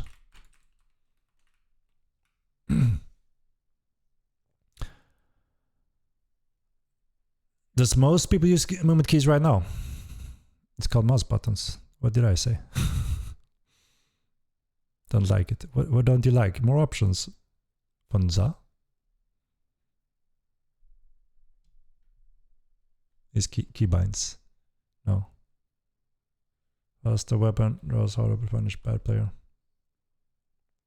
You can punish bad player hard now with all these highly tactical components. You will be much better, more effective. I think people use all kind of combination of keybind style. Yeah, I've seen a lot of stuff. I looked some of them top PvPers, and many of them don't use the same settings either. So I guess it's highly preferences. Highly preferences. Us old school Quakers players won't use movement keys. I'm one of those. I'm old school Quake player, and I guess that's why I use the mouse, I guess. No more parries? What do you mean? Of course you parry. Parry is an important component.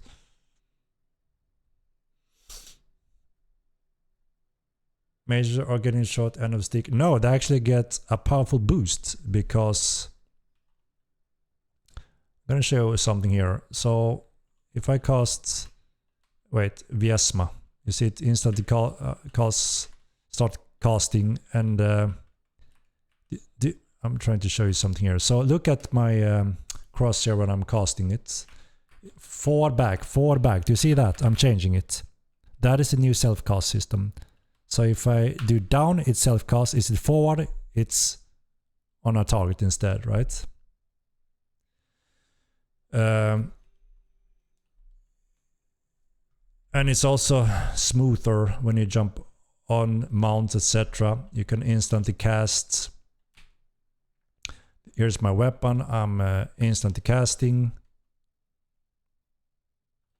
You know, so it's just faster for mages also. Yeah, the self-casting is obviously a highly wanted little fix, so you can control self or target.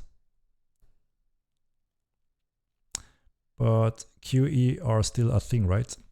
Yeah, like I said, so if I cast a spell, QE is still target or self-cast.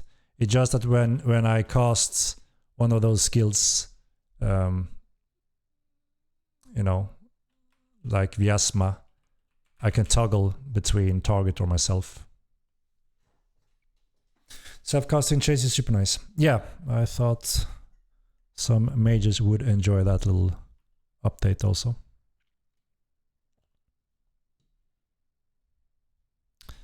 So yeah, it's a packed patch with a lot of combat polish focused stuff, just like the sprint says.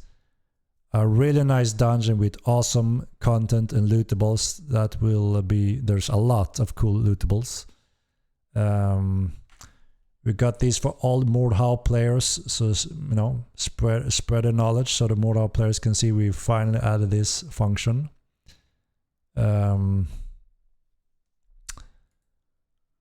We got some more refined settings for frame generation settings that will help you troubleshoot some possible combination of settings for you, the users. So you can read up on what it means here, and you can try to see if you can get more information and stability using that. And you can, you know, choose completely off or NVIDIA or AMD. We know that there are crash issues with FSR3, and AMD is working on it.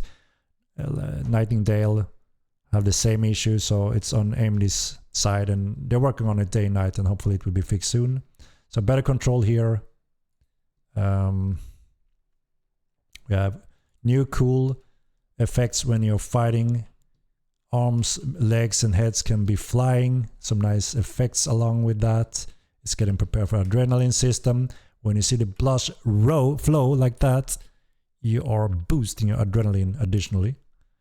I can't show you that right now. I can't cut her head.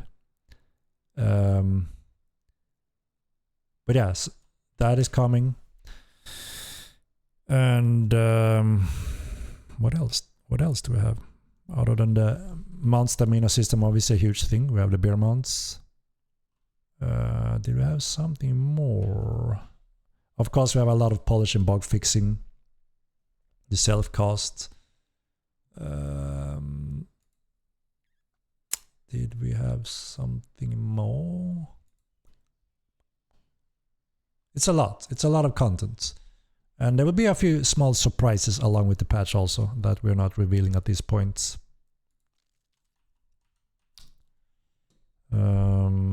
Nothing with the broker to my knowledge in this sprint. Look at that one. Look at him go. The bear rider. No news for fishing. We are looking to... It looks like we're getting the task for fishing along with some updates in fishing for sprint 3, if I'm not mistaken.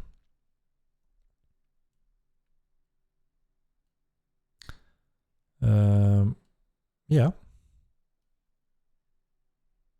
I think that's it. Go bear on your bear. As some random traps in dungeon. It sounds super fun. What mod change did you add? This little one. Feint and block. Which means... What the hell have I?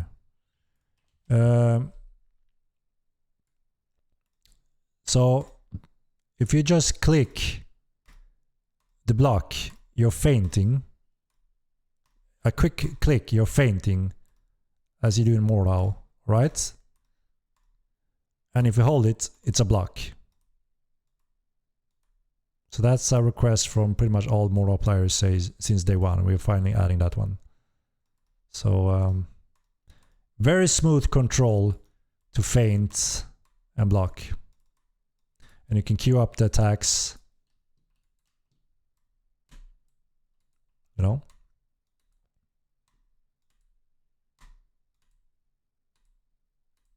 Now they are queued. Very smooth. This feels perfect. This feels so smooth. Because it doesn't ignore the inputs when you're close to finish the first swing. Very, very, very smooth. Right?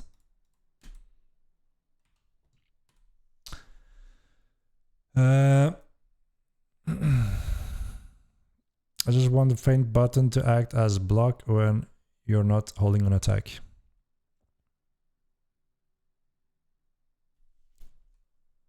What? It does. It does.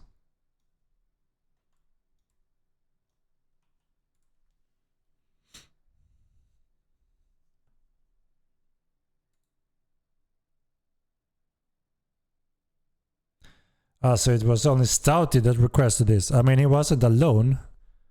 Maybe I was confused on if it wasn't Mortal players. Stouty and some others. We got the request quite a lot, at least. And a lot of people have been asking for it, so here it is.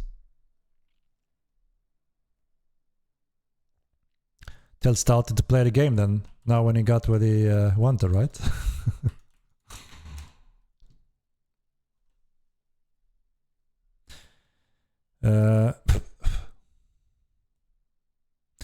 Extra option doesn't hurt. No, we have a lot of options now. Obviously, we know that that is highly personal, right? So we also have this little thing. Do you see my arm doesn't go through the wall? This is something quite a few players complain on. Clean is one of them. Look. Okay, a little bit there, but you know.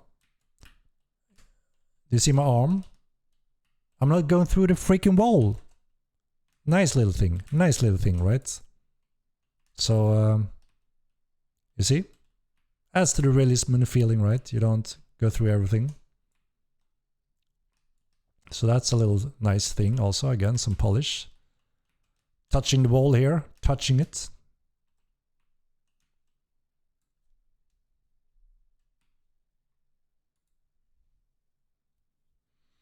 Skating to Stoud, not actually multiplayers. Stoud, who the hell is Stoud? Like I said, we get a lot of DMs when it comes to hotkeys and options for combat. And every now and then we try to add those. As you can see, we are adding them. And we're actually enjoying a lot of those suggestions and think that they are solid options. And now that means there's a high chance that you will have a perfect option setting for your needs, other than just one setting that you may hate. So, are we not happy about that? I am. But yeah, it's cool. You see the arm tries to avoid the wall by going back. That's cool. It's cool. You see? Pushes it away from the wall. And yeah, if you missed it, guys, we have this swap key now. So, and you can bind this as a hotkey. So you just click it, and bam, you swap very smoothly. So same as Bose, you see how he kind of moves his hand away from the wall to not penetrate it. Pretty cool, pretty cool. Pretty cool.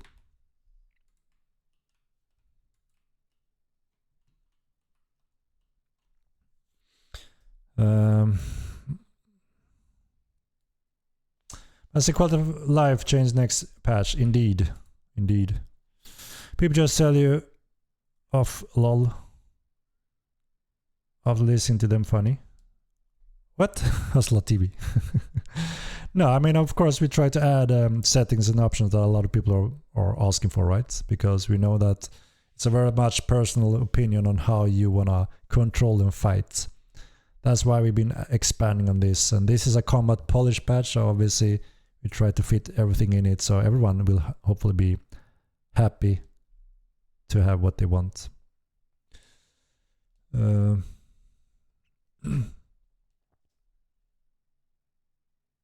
Yeah, so as I mentioned before, the Nave system had been upgraded to a new version in Unreal Engine 5, and that's when pathing started to become a little bit strange again. Do you remember when AI gets stuck on corners on houses and such? That is related to that. The export of the data doesn't match, it breaks. So we finally found that and we fixed that. We're already working on that. So there will be a few things related to that. Pathing AI around houses and such. Hopefully related with stuff in air. And what more was it? Spawners stopped working in some places in the world. We are investigating as well that could be related to that. So we are already working on that one also.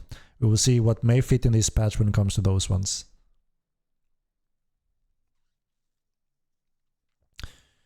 Regardless what anyone might have to say, this is all huge stuff from Armor 2. Thank you, Sir Henry. Thank you, Vanilla Gorilla UO.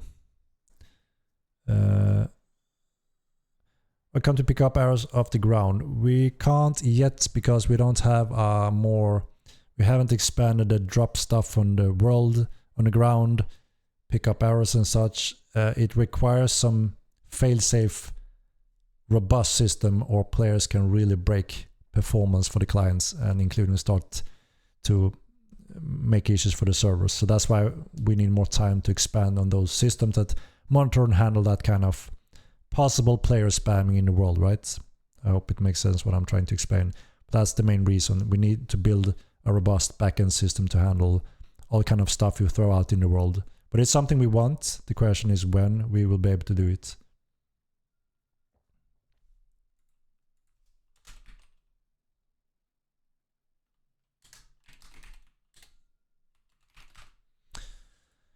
Holy cow, we're already over 2 hours, so I think it's time to do our giveaway, you know?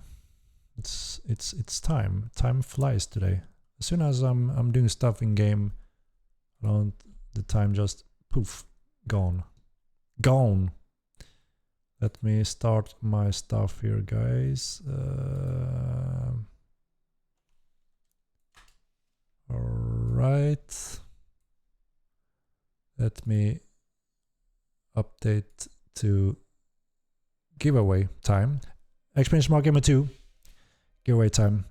Got a new player into the game. He attacked a bear to the point it started running. The bear defied all gravity and ran over a steep mountain at full speed, and we were unable to follow. Yeah. There's a few reasons that could happen there, and that's also something we're looking into when it comes to the new Namish updates we're doing to improve overall pathing. Was it in flee mode? There's also a few things, you know, we're trying to make sure that it's less of an annoyance for players. Some mobs in fleeing mode, we could change that so they don't all flee and always flee. One of the goals is also to add wounded states so they don't flee effectively, so you can catch them easier, and that kind of makes sense, right? So there's a few things we want to add to improve that experience. Sorry, no subscription. We still don't have support for those kind of things, so it will be a game copy today also, and we will see a little bit later. Yeah. We recover some arrows when looting. You mean that we would put some arrows if you're shooting a target that death dies. We keep track of arrows have been shot on him and therefore add them in loot. Is that kind of what you mean? It is a new system. Everything is more or less doable, but yeah. God of Life change. Remove flee on outlaw spawn until they stop running into. That's what I'm saying, right? We could change flee behavior on some mobs if we just find it awfully tired to deal with, because I think it wouldn't be as awful if they were wounded and limped away, right? And you just finish them off. But since that requires more coding time, you know, it's obviously faster for us to not let them make them flee.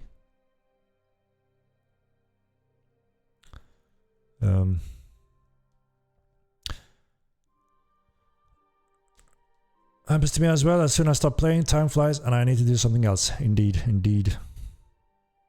The brain works in a different way when you are in game. Boats, wagons, dragons, Henrik.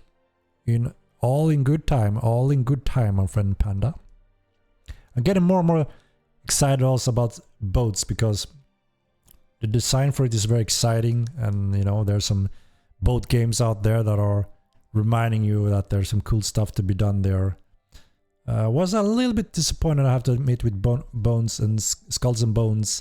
I thought it was gonna be a more sandboxy ship crew adventure where you feel free to just, you know, do more whatever. But it actually turned out to be a WoW game. You are the boat and you're playing WoW. Quite the different experience that I was imagining and what I was hoping for. So I still think, you know, what is it? What game is it that have good ship system? Sea of Thieves, for instance, is a good one.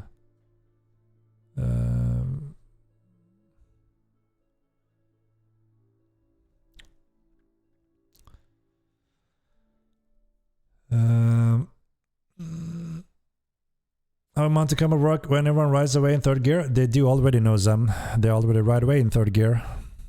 And you do also. Just that you can ride longer in third gear and the boost becomes more tactical. So it's pretty much the same. The speed is the same. It's just that you have a better stamina management and you have tactical boost components. And you're able to test it during PTR. We're going to announce it very soon. And obviously if there's something that everyone think we should adjust, we're going to absolutely look into that, right?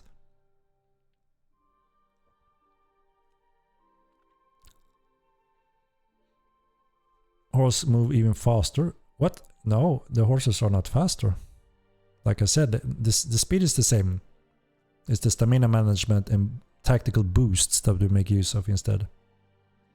That game looked ass. You mean Bones and Skulls? Skulls and Bones. I mean, it's been in development for many years, right? So I guess the graphics kind of gets behind after all those years. It's always a challenge and problem with a game when you've been building it for 8 years that I think they have done, right? So that's a challenge, right? If it was released 5 years ago, it would probably be approved visually more, I guess. It was the world first quadruple A game, right? as they called it. I guess they refer to the investment of all the studios that been working on it for so much. A gigantic project, and to divide that is quite challenging for within so many studios, right? But yeah, I personally got a little bit disappointed. I was actually interested in it until I noticed that it's not what I thought. It's more you're playing the avatar as a ship, and more like World of Warcraft, right? Doing quests. Well, Adrift had a nice ship system. I don't think I've looked into that one.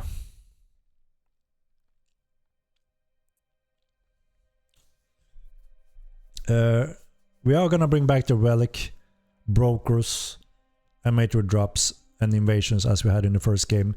We offer the community to vote on the first roadmap to make sure that we pick stuff that the majority wants now rather than later. So the first roadmap is based on the community votes, and we have reserved some things we are doing in the background that just will be a nice, pleasant surprise when we add that into the game. And we will see after Sprint 4 if we wanna, have more inputs, votes from the community, and you will have a chance to upvote one of those features. Those were on the list, they didn't make the top 10. And we're gonna deliver the top 10 now in these 4 sprints, and then we'll continue on that long, exciting list. Sea of Thieves boats. Yeah. That is a pretty cool game, Sea of Thieves, right? Really nice ocean system, looks nice. And how you use your boats and ships. I think it's pretty cool game. Aircraft building is really fun. You can build your own boat, base, and live on it. Yeah, and that's what you're gonna be able to do in Mortal 9. You'll be able to construct and design your own boats with some different frame set, and then decorate it and build stuff a little bit like in houses. And there will be some tactical components and weaponry and sail options that will give you exciting opportunities. And of course you'll be able to have your own little inside and hut homes. It'll be like a mobile home, and I probably think you'll be able to have a guildstone on it to have that mobile. It's gonna be fun content for sure. Atlas and Sea of Thieves are the only games that have a more your personal experience. Yeah, exactly. That's what I was looking forward to when it comes to playing around with ships. That's why I got a little bit disappointed by Skulls and Bones, where you are not really the person, right? So I agree. Sea of Thieves, you are the person, and then you get your ships, and that's what I would prefer. Atlas similar, right? Black Flag. Black Flag, have they released yet? I'm on my... Sorry. Jesus. Skull and Bones never lied about that. It was gonna be. It was also just a rip of the ship stuff from Black Flag. Instead of being an X-Pack, then a 5v5 arena, they started making it into something a little more robust, not less all about being in the ship. Yeah, I guess I wasn't that fully, researched into that game. I just saw the trailer and was wowed and thought it's gonna be a cool Pride game, and I just imagined it's something different. I guess I imagined it more like Sea of Thieves or something.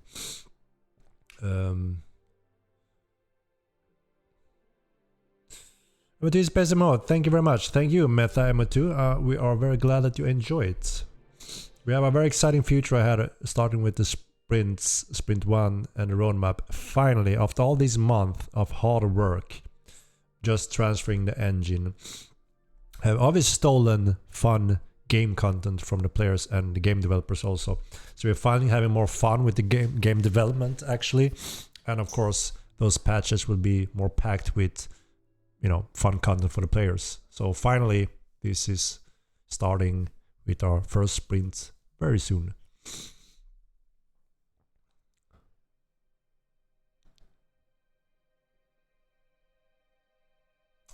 Stamina was the only thing horses had on auto mounts. I mean, horses are still the best traveling mount. You have one of the most stamina. You have one of the highest third gear. You have a good sprint speed. It's just a obviously optimal traveling creature.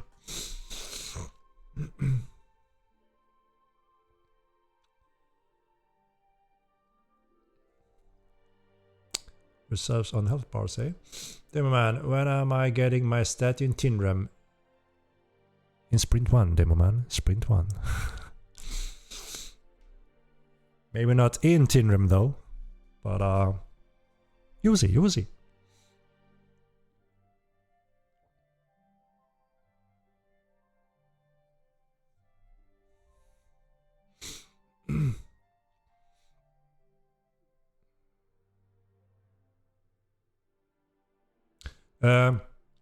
Goose Lord, so regarding the pathing and damage, we are actually doing a session around all the creatures that are problematic to fight. For instance, being able to parry some of the animals are impossible because the damage comes the same second when it starts the animations. You can't parry some of them. You know what I'm talking about, right?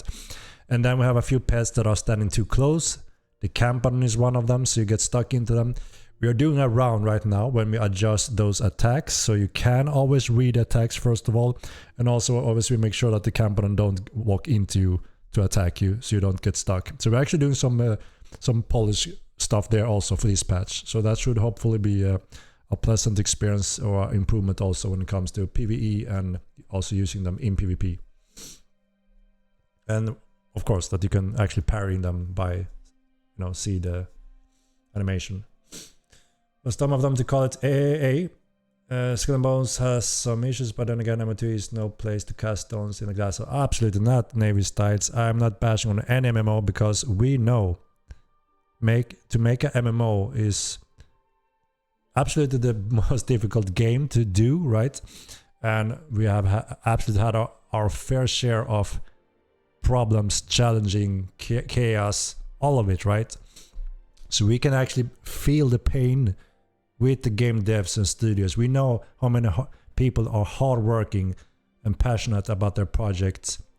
And obviously when something don't go as planned or anything, when we hear people are disappointed or whatever, we can feel the pain because we absolutely can relate in so many levels. I think that it's easy for a player to come and go, right? That was fun, or I hate it. Or for the devs and student company being left at the project, obviously it's hard not to take it. I mean, it's easy to take some of it a little bit personal because it is your baby after all those years. So obviously it can be tough, right? People don't really realize when you're sitting over internet across the world, it's very easy to be toxic and just throw crap and insult and beat on someone and project and all that. But in many cases, you may not realize that this is our hard work. We invest everything in this, and imagine if someone walking into your job every day and bashing and spitting and trying to sabotage for you. It is a rough industry. There's also a reason why many devs only stay in gaming industry for a few years and then move on to something else or even leave the gaming industry.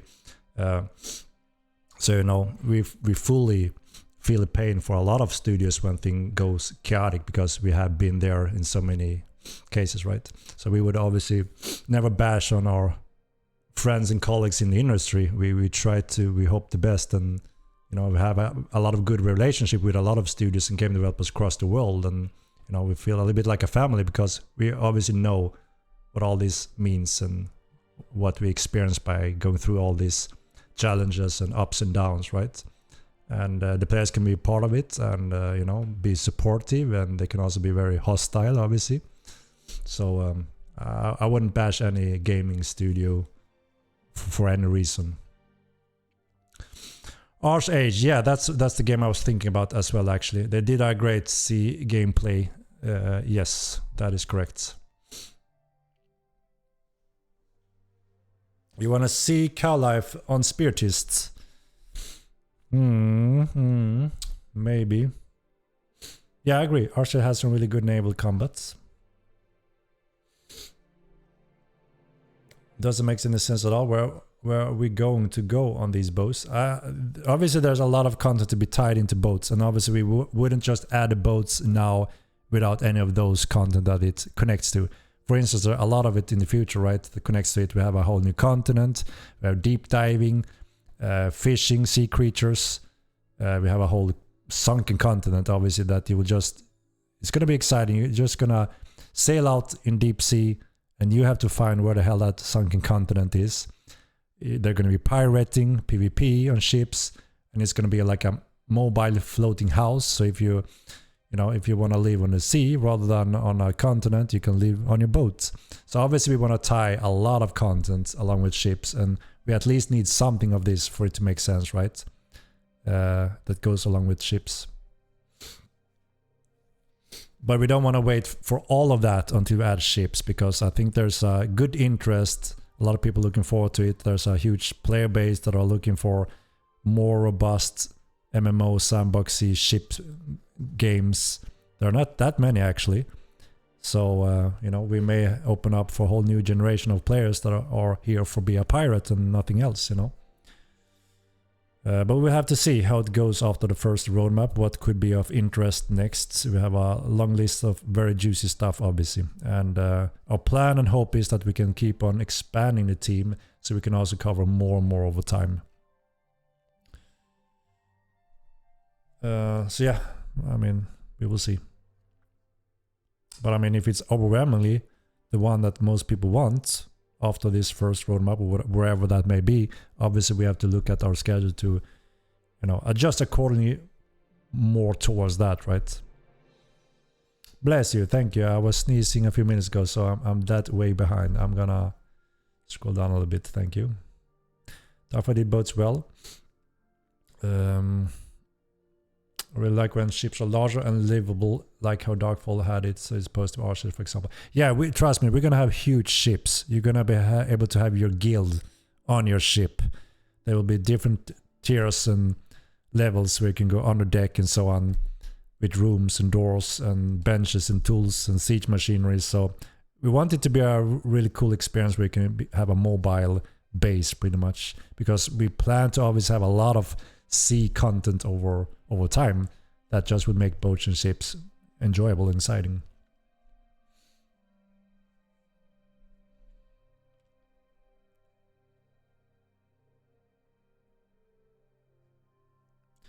Boat versus boat combat is lame. I think we can probably do something interesting, but obviously we're gonna see and test and see if we can make it fun and exciting. We're not going to use cannonballs, as you know. We're not going to use gunpowder. We're going to have obviously boulders and different types of scorpion ballistas and magic and some sneaky rail guns, but not sci-fi version. I notice how desperately Henrik avoided answering some questions. I'm not on a loot. I'm trying to cover them all, but I can't cover them all. As I mentioned, I already answered on your question. Maybe you heard it. I'm not sure if we're gonna have live bars on Spiritists, if that makes sense. It's the other world. Things works differently there. But maybe if that's something that makes sense and everyone agrees, maybe we can add bars. Or something else that resembles bars, right? I can't thank you enough, Henrik. This game has helped me get over my father passing. An amazing distraction and a beautiful world. Can't thank you enough. Thank you for those words, and I'm sorry to hear that. What is the word for it? The English term, but my condolences, right? I know it's a rough time. I also lost my father not too long ago, and life is rough. Life is rough. But time heals all wounds, so, that's what I can say. Game is ending up in the same direction as MO1? No, I can't say that at this point. We have to see when we deliver our roadmaps. That's when we actually, for the first time ever, add game content. We fully understand when people get a little bit bored of having an engine swap for a half year. No content, no features, no updates really to the degree that are satisfying. But that is what we are now. Like I said before, mix that kind of dead patching cycle content-wise along with, other exciting games that people want to try out. And there's the natural cycles of MMOs. They go always up and down. You can see that in many online games. And also heavily depending on the patches and content. So obviously our last patch, even though it wasn't packed with content, people was very happy about it overall. Very smooth, polished patch. gave a lot of solid content with also the Honorcraft. Sprint 1 will be even more packed with great content, and we will keep on adding persistent great patches, hopefully with content that the people want and be voting for. And we will be here when people come back and are ready to play the game, and also maybe finish the new games that have been released. There's really good games on the market being released that obviously a lot of people want to play. But this is a game that we're gonna run for many years, just like many MMO games and like MO1. As long as we can have a good team and hopefully expand that team, keep on adding content that players want, people will just enjoy it and come back, take break, come back. It's the normal cycle for a game like this. I myself played UO for 11 years, and obviously I had a lot of cycles in that game as well, just like all my friends in that game. Same thing in MO1, same thing in MO2, same thing in most MMOs. As long as we deliver good content, the game speaks for itself, right? So we expect down cycles, especially in times when cycles have been dead in terms of content, and also when other big games are releasing, right? Do you have that dog in you? Do you have that dog in you? What do you mean, Master Pain?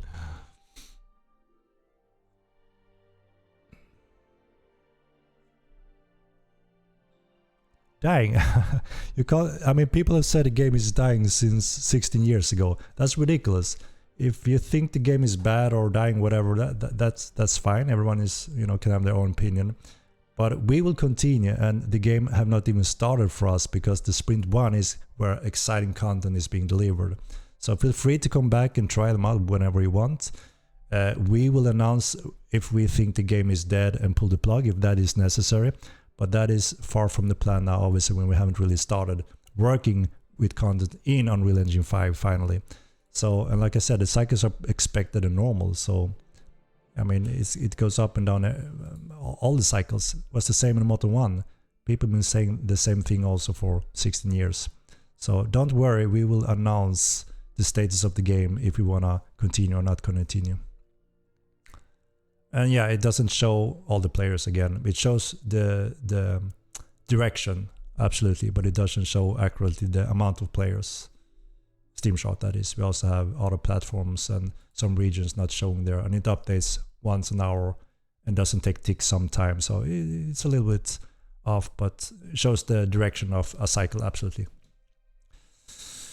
And we have a subscription go up every day. We're very happy to see that. So that is actually a false statement. Here's FPS. The subs is growing every day. We're very happy about that. We have a lot of our, I would say, more close to the game fans that have been playing the game for a lot, that obviously bought our support pack. And we are a bit away from those running out, and we expect obviously to those that knows the game the most, a good chunk of those we expect obviously to keep on playing the game and support it and also subscribe. We may have some offers there as well coming up soon. We hope that people will be able to sub using Stripe, because that's also what gives us maximum profit, so we can expand the team and make the game even better. So we're very happy about that, because the subs that are enabled today are obviously random players that haven't been here for long or not as close to the development or hanging in here. And it's very exciting to see obviously that subs are going up, even though we have a negative trend on actual in-game population. So that's something that is really good. Obviously we expect the sub to go up even more if also the in-game trend is moving up along with our patches. So we will see. The upcoming months will obviously show us how those cycles are going and all that.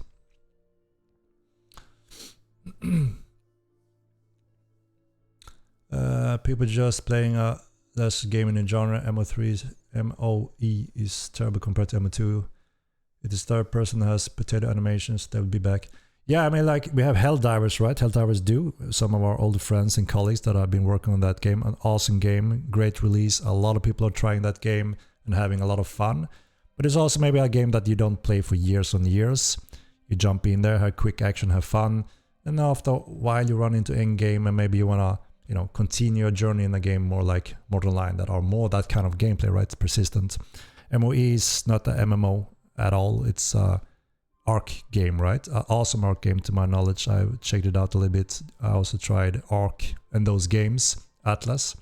Really good games, fun, but obviously not MMO. You can't have a large scale battle and bring your entire guild even on those servers. But yeah, all those games released. We have Nightingale. What do we have more? Some really good games out there that a lot of people want to play and try out. I'm also interested in some of those games, so it's not strange to play some other games and take some breaks, right? While we're also waiting on content. So very natural and very expected. We're not that worried about a cycle going down as it's common. So we're just going to continue according to the plan. And I'm sure a lot of people are going to come back, and obviously also new player come back, and we're also working on the new player experience in Haven that will also help new player experience. I'm really glad you guys are having fun working on the game again. Yeah, like I said, it have been quite hell for the team to just try to fix and convert things to work in Unreal 5. It's been a long journey. We're done with it finally. There's only a few small things left that we're working on also to be up on par. You know, the freeze is one of the things, and the nav mesh.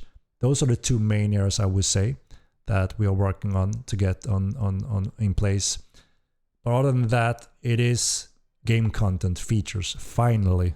I mean, the devs, obviously, working many years on this, the devs want to do game development, right? They don't want to do engine work.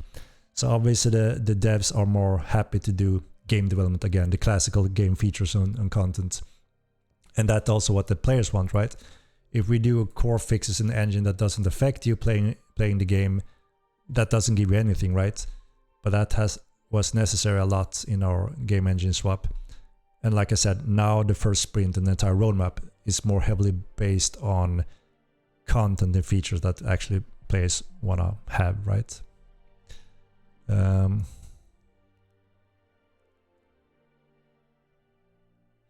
Is there anywhere that your self-devs will see suggestions more frequently, possibly adding a suggestion channel on MOT Discord and limited postway? I'm not sure. Maybe we can arrange something like that. You know, we have Rob, community manager, that will try to help with communication back and forth between everyone, and if that's something the community wants, so maybe we can set it up. Maybe that works. Or I mean, we also have Discord in general and the forums that we try to read through every now and then, and also Rob to pass on some information that may be highlighted. So you know, you can also reach out to him to see if that's something that are missing that we may want to set up.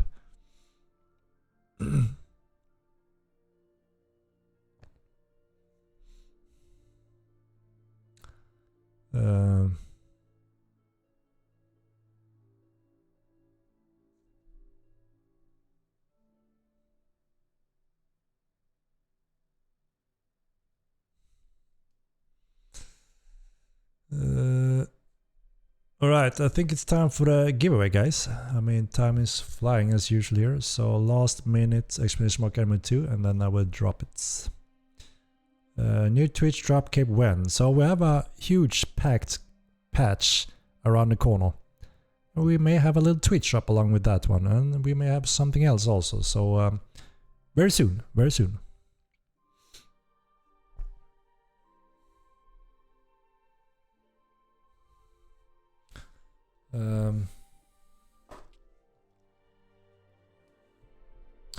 If we're addressing, would love to see a Twitch drop to engage the community and new players. Yeah, absolutely. We have a Twitch drop prepared. I can say that already now. So there will be a new Twitch drop along with this patch. There will be some step also to make some awareness surrounding the patch. So we're slowly cranking things up. And what type of trouble will you get in if you answer the Cowspit live bar question? I already responded to it on a lot 2 times.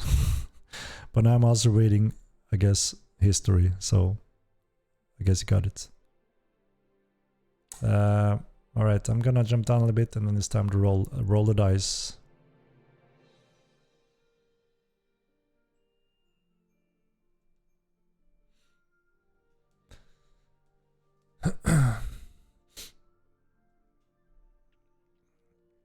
How many workers on MO2 project? We are about 30 something developers around that. I haven't made a full count.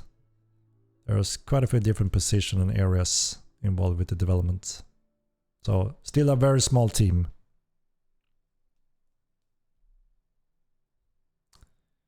All right,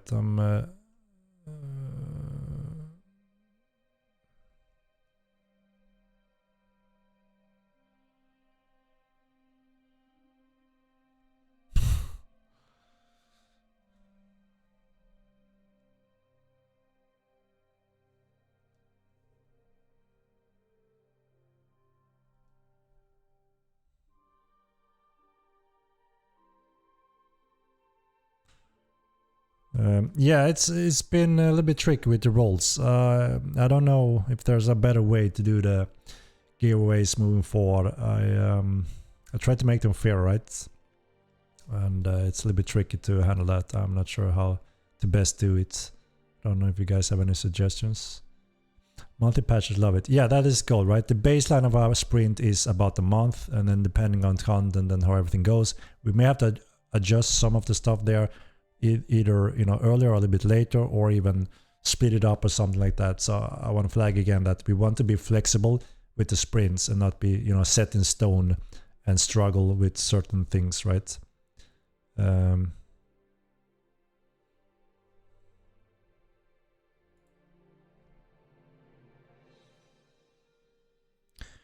is not hard to make an MMO. You're tripping, dog. Paywall didn't even have coders. The main guy had to teach his own 3 employees to get code to the code. Yet they did what Pokemon and other company couldn't do in 7 days. 7 days. That y'all could do in 20 years. I didn't know Palworld was an MMO. That was news to me. But I don't know that much about Palworld other than it seems to be a cool Pokemon game and it done great. But is it a MMO? I haven't seen anything than one player on the screen doing Pokemon stuff. The Maker, what are you talking about? MO2 are far beyond MO1 in all categories. Stability, fixes, gameplay, population, latency, network system. MO1 is like black and night difference. So, but you're free to have your own opinion. You can play MO1 if you want to, but you will be a little bit alone there, I think. All right, giveaway time, guys. Let's see who we got.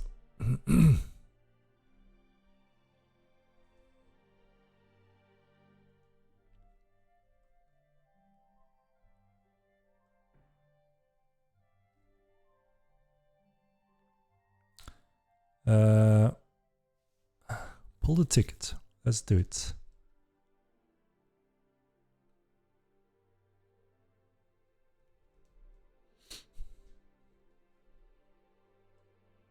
Holy shit, I was far away.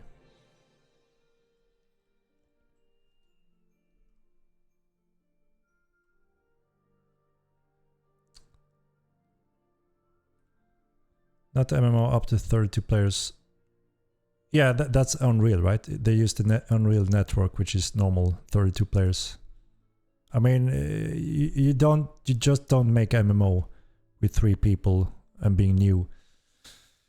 The Giants have to spend everything around 5 to 10 years. We have spent 16 years, and we are a small team. But we managed to do a MMORPG in an impressive scale that many others don't. Because we focus mostly on the player content rather than, quests, traveling, paths, theme park, MMOs. It's me on the wall, eh? Polmon, not Poke.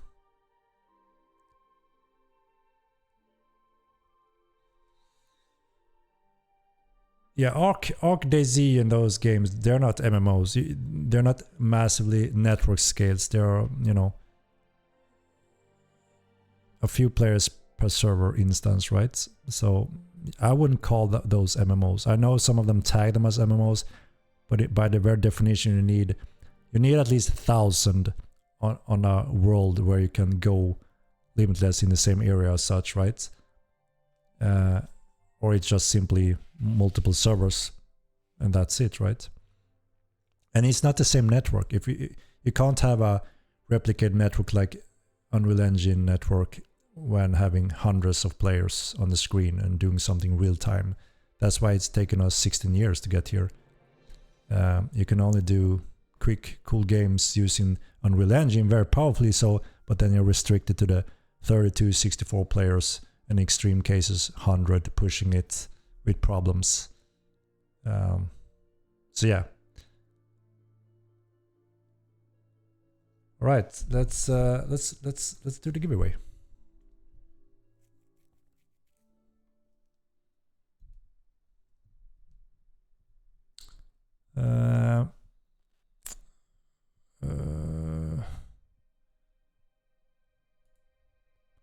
All right, good luck everyone. Here we go.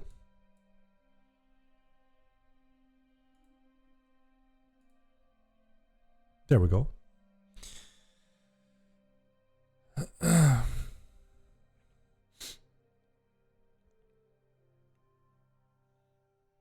MOA is it Unreal? I don't, is it Unreal? Then they also used Unreal Network, which isn't a MMO solution, right? Congratulations, Angular RT. RT. Let's see what we got. What do we got today?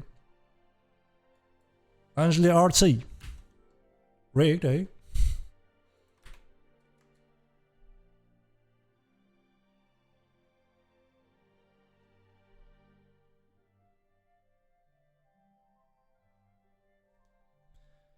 Congrats, RT. Let's see if he's here, first of all, right?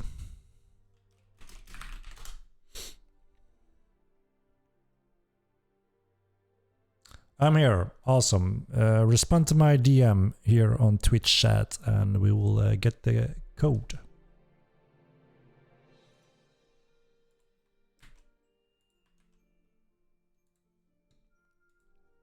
DM me.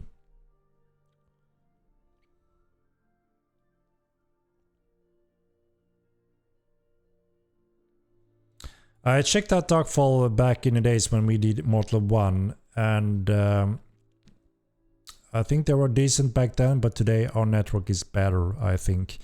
We have a much larger, robust solution for the future. You know, where we can scale up with nodes, a little bit similar to EVE Online. And as you have witnessed, our biggest battle, 450 players on Unreal 4, as in not the client issues that we suffer from right now. The network worked perfectly during that large siege. I'm sure you guys remember if you were part of the, what was the coalition against the other name, guys? I think they picked 450 players, one of our biggest record. And everyone said everything worked perfect, but everyone obviously suffered from lower FPS, naturally, not quite expected, right? And we will work on that moving forward, and we will solve the freeze in Unreal 5 so we can get back to that state. All right, there we go. So congratulations again, Angelo RT. Act, exactly.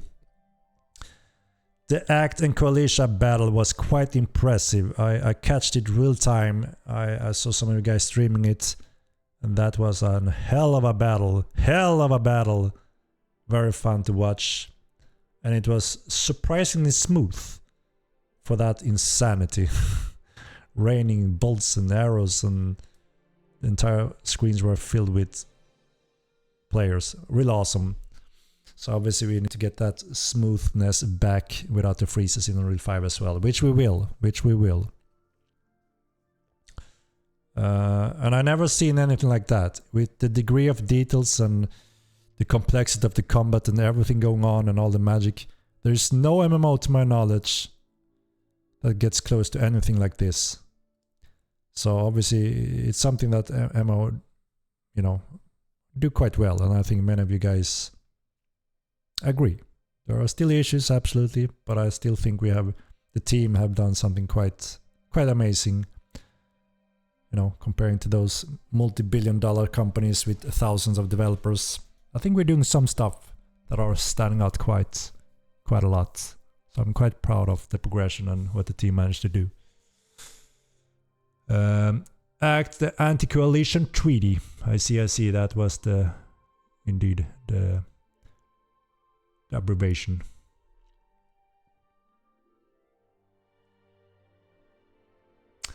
There might be an NA server, is this true? So we have some future plans that we are looking at eventually, which means we may have the outer continent on NA, which means you'll be able to travel the world and choose your locations, and your ping will vary a little bit depending on where you are in the world.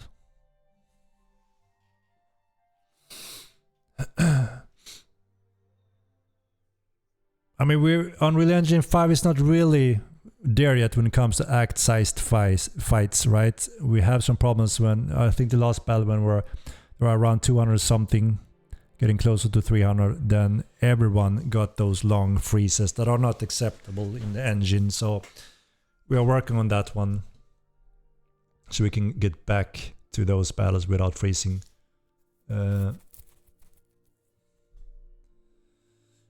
We're not adding that continent now, guys, so relax. But obviously, eventually, we plan to expand the world with new lands to conquer and experience with everything new. It's like a whole new world to explore, which obviously a lot of people are looking forward to. I didn't play Lost Oasis myself, but I have looked on it quite a bit, on and off a little bit. But I never played it myself. Looked like another nice Ark type of game, right? We have Ark, Atlas, Lost Oasis, and Myth of Empires, right? Those are all in the same category and same network gameplay loop and even engine, if I'm not mistaken, right?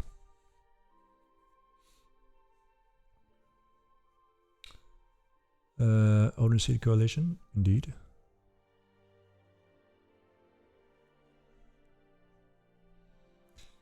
We are looking at some of the clades, yes. Some of the ones that are not much used at all. Some of them are not really useful due to missing content and some balance. But I can't really update more on the details right now. But there are some stuff we are looking at.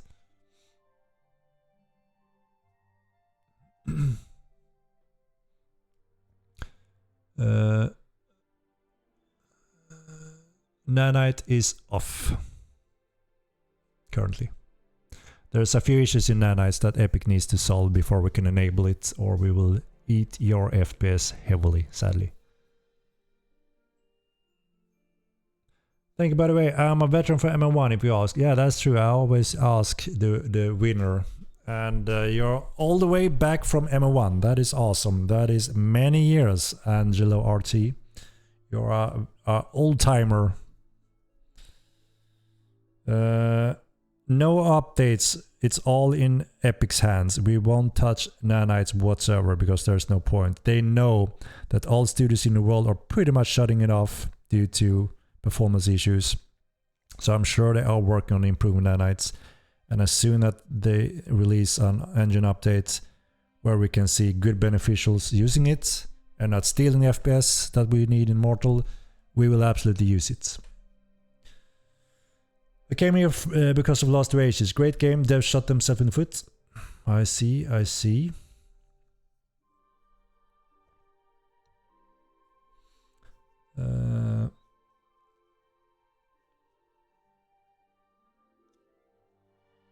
Archery change coming. Archery will get their ability just like all other weapon groups, and that is in Sprint 2. So there's something coming for Archery, including with all other weapon groups is the plan, right? We are most likely starting with one abilities, and then we will increase those over time as well. There is no real limit or so when it comes to adding those. We just a fun development to add more of those cool abilities. But we're starting with one, making sure it's balanced and good and fun, and then we'll keep on adding over time.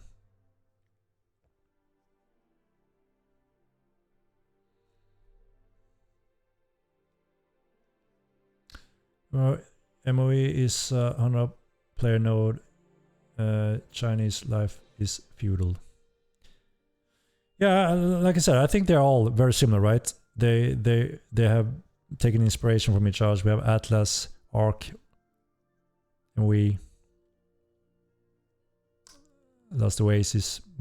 You know, they're using the same network, same engine, and similar type of game content, right? And they're quite popular. People can jump in and farm around and have quite a fun with their friends, but they will run into a wall, I guess, where it's not a real large-scale solution. It's like a taste of some of the stuff you can do in a more larger game like Mortal Line, I would say. And so if you want to go full out there eventually, Mortal Line may be an option. But I can also see where people just want to farm around and chill in any of those styled games that fits their style, right? But it's also not a persistent large-scale MMO game. So it's quite different gameplay-wise and long-term wise, I would say. We're building our network and the entire game based on many future features and content that the players will hopefully enjoy for many years to come.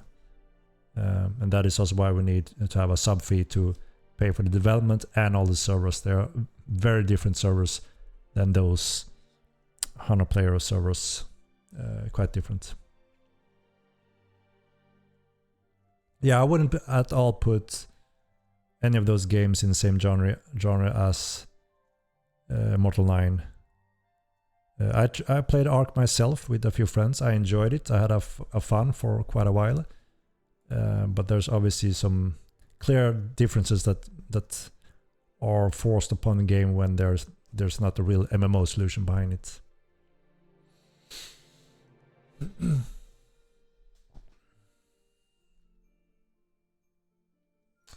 Would be nice if you released a guide on PC specs and related performance benchmark like Star Citizen does.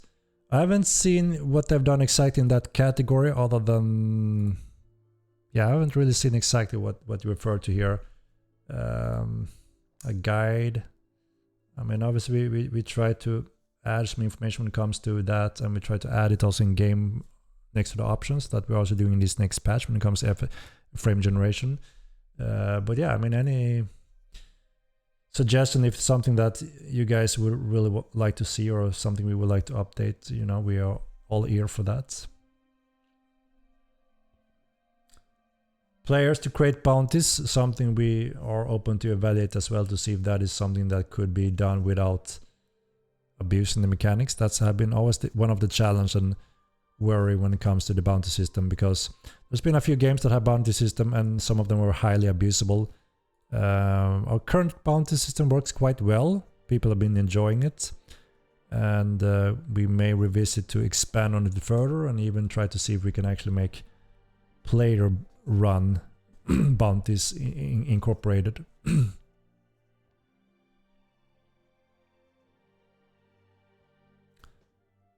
From Lost Oasis as well. It's cool. There seems to be a few Lost Oasis players in here that found Mortal through that game or something. Please expand on archery skills planned.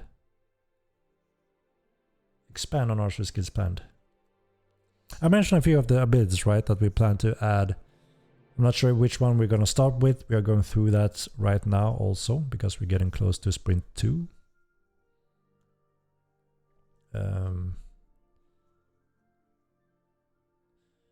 Any news about this new dungeon be located at? No, it's a secret. It's a secret. It's up to the players to share the knowledge or find it and explore, including all its lootable content, which is going to be a lot and nice.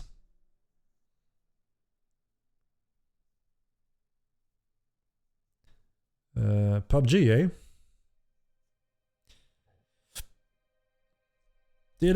Haven't I showed a bear armor a while back? Let me see.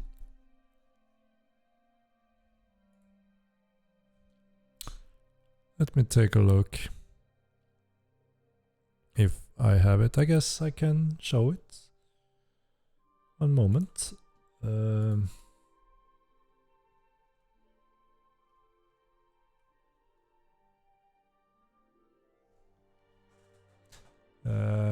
Maybe have a shot on a bear armor to show you. One moment. I'm trying to find it.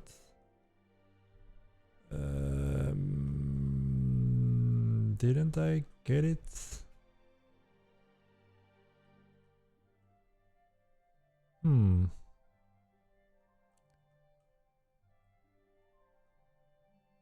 Where the hell is it?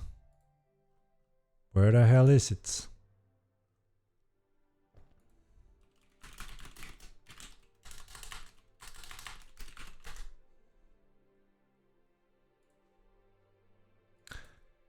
I thought I had it here.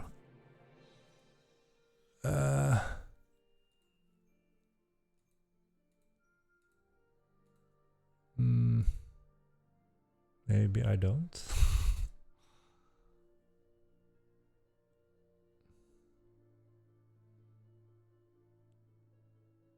So we are aware of some users have problems with login issues. Sebastian said it would be extremely helpful if we can catch one of you guys having that problem when he's at the office, so he can track it in real time, because he can't see anything now when you know, not knowing what to track from. And he would need your Steam ID if you could please provide that. So let's see during our Sebastian's work hours, if there's anyone that have that problem, it would be quite helpful if we could get your information with the Steam ID, so you can actually track it in real time, because that will help us a lot to see what's going on. So we are aware of it, and we hopefully can get a case very soon. Yeah, the FSR crash is all on AMD's hands. I had a meeting with them last week, and they know about it. It also happens to Nightingale, a quite new game released, also popular, that are also using FSR 3, but they had to disable it, I think, right now. And they're waiting on AMD to update it, so it's out of our control, but they know and they're working on it with high prio. So hopefully they will update it quite soon, so we will have a fix on that one as well. We added a few new functions for it, for options that may help some of you guys that suffer from that crash.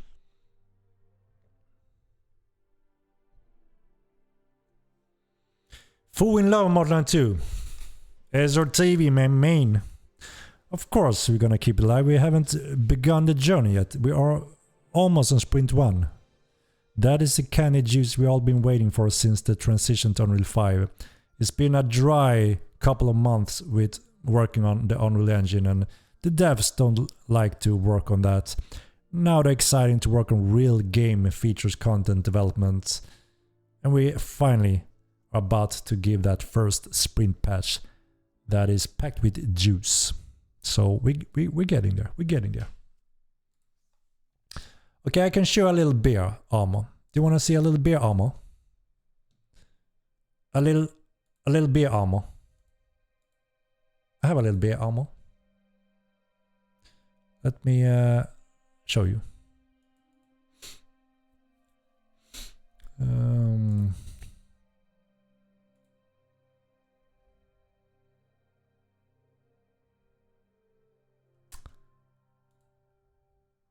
Where the hell did I put it? A little bear armor, you know? Where did I put it?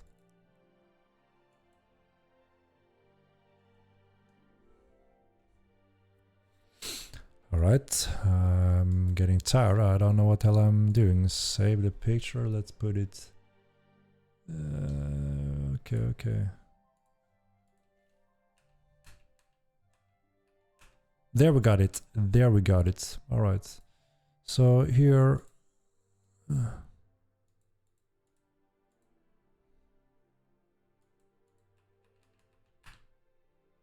a little bear armor.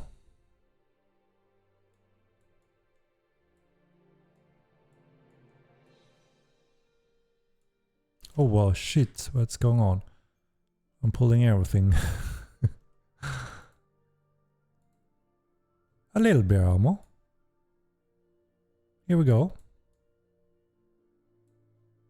That is the bear armor. Do you like Nutella? It's pretty good. It's pretty good. Goose Lord, do you like Nutella? Is there anyone not liking Nutella? Does that work on Tar Dog? No. It needs to be a specific rigged, same armor but modified to fit the Tar Dog. Until it's good indeed. Looks badass. I think it's really good. Hamster in armor. I love it. The artist will be very pleased with your feedback.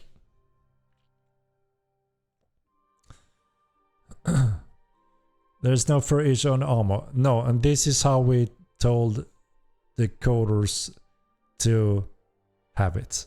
So this is how it's gonna look when the fur is modified where the armor is. So this is in the engine, and this is not how it plays in the game. I could show you a picture how it plays in the game that explains you why we are not very happy with it as a comparison, why we may want to wait to have it fully finished and enjoy it so we don't have to go back, right? Do you want to see that as well? So you can see what I'm talking about. I can show you. For the lulz. I can show you for the lulz. Lulz.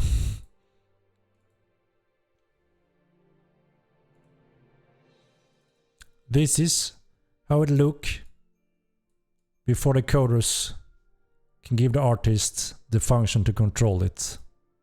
It looks like a bloody mess, right? What is going on? So the artist, their integrity would be a little bit sacrificed. Bro, that is fine. That's fine.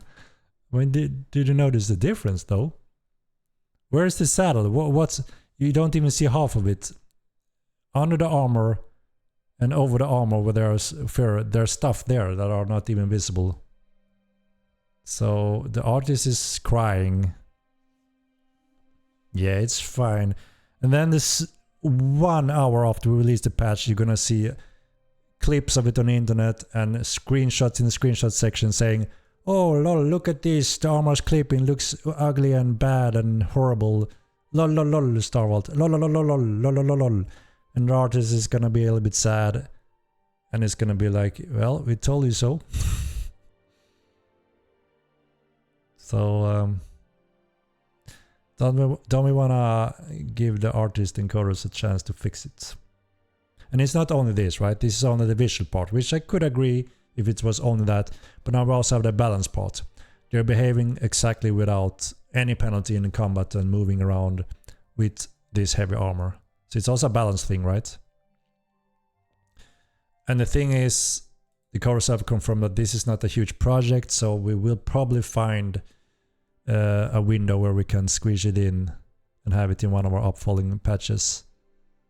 It's not wrong, lol. It looks like ass. Linus, I think you're correct. I mean, it looks like a little bit like a mess, right? And you don't even see the saddle. I mean, they put a lot of hard work into it. Let me show you again how it's supposed to look when we can mask filter the fur. Holy shit, why is it so big? And it's also like, you know, the artists, it's like, of course I try to listen on all the developers that if they feel, please let's release it how we want it so it looks good, because a lot of people are bashing it and writing horrible things when it's not good. Do you see the saddle and the chain and all of that on the side? There's a lot of details and stuff there that is completely gone in the fur. So you see half of the armor pretty much.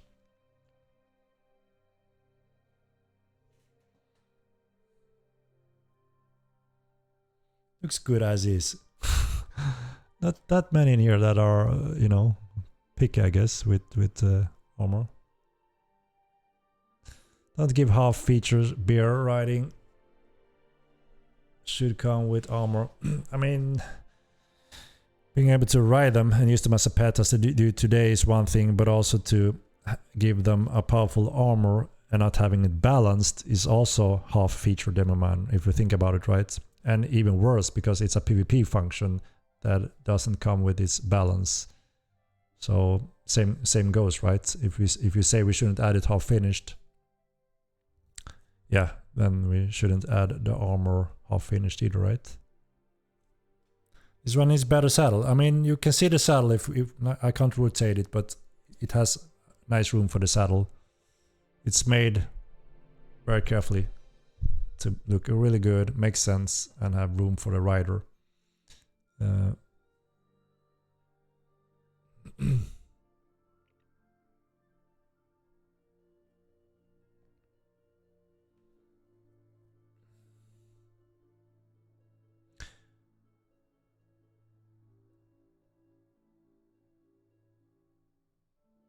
What else in design for horse moving slower also work? So when you're riding the horse, you have the speed penalty with the armor.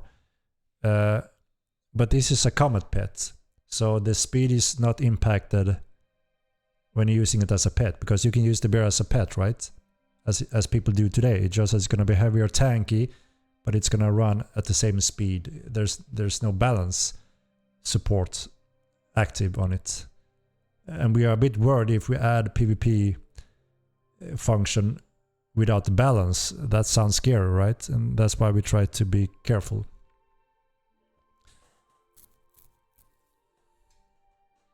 So it's two things, right? It's both the PvP balance and the visual fur fluff that we're looking at.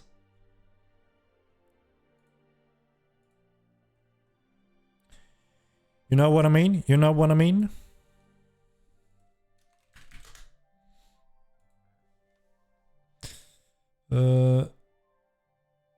As a beast mouse, I support the balance as well.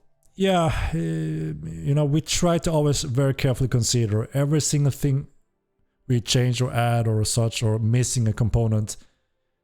It's quite easy for us to forget about something, and all the players says, "What the hell were you thinking? You missed this. It's completely wrecking the balance," or whatever that may be. So obviously, since that happened in the past, we should try to be very careful and avoiding that. So we are careful about adding stuff without going through the entire pipeline and testing and so on. And that's why I was open and transparent regarding this one when people say, "Wait, what about the armor, bear armor?" It is here, as you can see, it's finished art-wise. And then it's the fur and the balance function that... But of course, if the majority of the players will say, "Well, it's such a small impact in balance, it's fine. And the visual things, it's fine. We could add it, right?" But when I did that little poll, the majority actually wanted us to finish both of those areas before adding it to the game. And that's also what, you know, the team obviously prefer also to deliver it finished nice, so they can be proud of the hard work and don't get it trampled by people saying, "Oh, look at this, the fur looks broken and why no balance," and so on. You see what I mean, right? You see what I mean? And I also see what you mean, guys.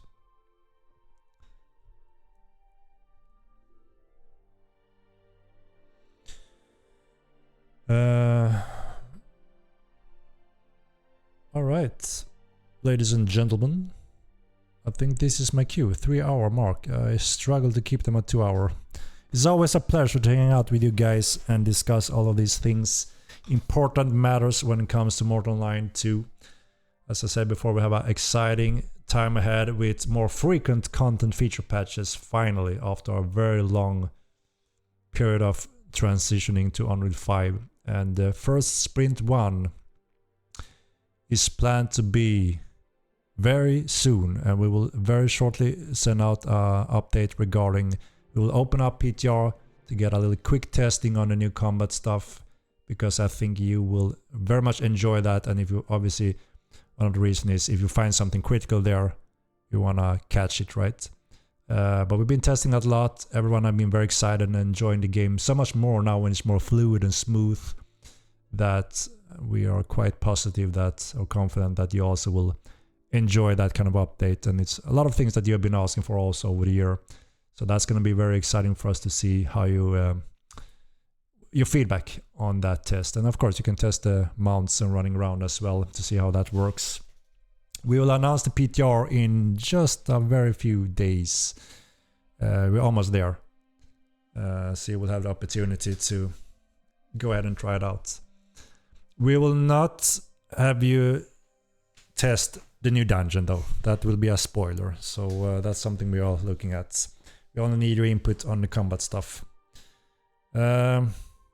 Yeah, Thanks for streaming and making gaming fun again. Thank you guys, and let's see if we can do our classic raid, shall we? Do we have anyone streaming today?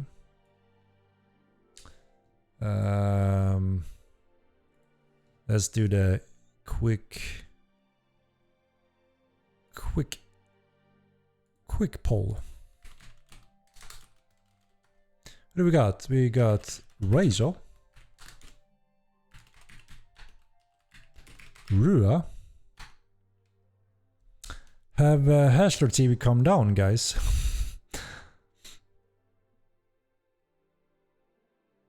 I don't know if he have come down and are ready to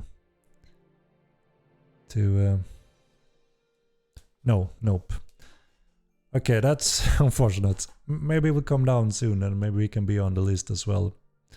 I have always high hope in people, but they have to prove us wrong, right? Let's roll it between those then. Cast your votes. It will never come down. We will see. We will see. Maybe you're right. Maybe you're right. It won't win anyway. Maybe not. Maybe not. You ban you for no reason. What was a sneak peek? A lot of things. I was jumping in on PTR, showing some stuff with the combat, some really good stuff people were really excited about. A little bit sneak peek about the new dungeon and a lot of the stuff for the patch. We'll probably do a highlight video for tomorrow, so you can watch that if you wanna. Yeah. A few seconds left. Who will it be? Razor or Rua Math? Very even. Cast your votes. Cast your votes. What do you think of the Hall of Fame? You mean on your website, you mean, Demoman? Oh man, 50-50, come on. You're not making it easy for me. Out of those two, it got 50-50. Don't raid me. Ah, okay, Razor. Alright, alright. We will give Rua it then. Yep. Alright. Thank you very much for tuning in. It means a lot to me and the team. All your support means the world to us. Obviously, we're trying to make this game that we're passionate about, and we see clearly passion from you guys as well. There's been rough corners every now and then and challenges, but we see the light in the tunnel, you know. We are finally reaching Sprint 1 that a lot of you guys have been waiting for, so you can finally get more content and features. And we're gonna make the post and update you regarding the when you will be able to help us with some quick PTR to secure the combat changes so we don't miss anything critical. All right. Thank you, everyone. And I will do the raid. Let's... Rua is a new streamer. I haven't seen him before. Always nice to see new streamers. I don't know if he's new to the game. Let's show some support and say hello. I'm not sure who it is. So I will... very, very exciting stuff next week stream. We will give it an update on everything. Before I go, don't forget to make guano easier to find. I've been hunting for 3 days. The guano in the jungle, eh? I saw someone had a mission trying to find them. And he was close to give up, but he just found them when he was almost about to give up. So I have faith in you, Goose Lord. You will find them if you set your mind to it. And I'm sure some people will give you some more direction if you need to. Alright, good luck. This game will indeed be huge. We have many years in front of us with a lot of exciting features, and you will help us decide the order of a lot of those features. You will be able to vote. Alright, that's raid. Rua. See what the hell is he up to. Rua Mat Games. Alright. Again, thank you very much for tuning in. We appreciate you very much to be here and supporting us and making our dream project come true. Alright, let's raid and say hello to Rua Mat Games. Looks like he's on Haven. Maybe he's a new player, maybe not. Let's see, let's see. All right. Have a good one, and we'll see you soon again. Bye-bye.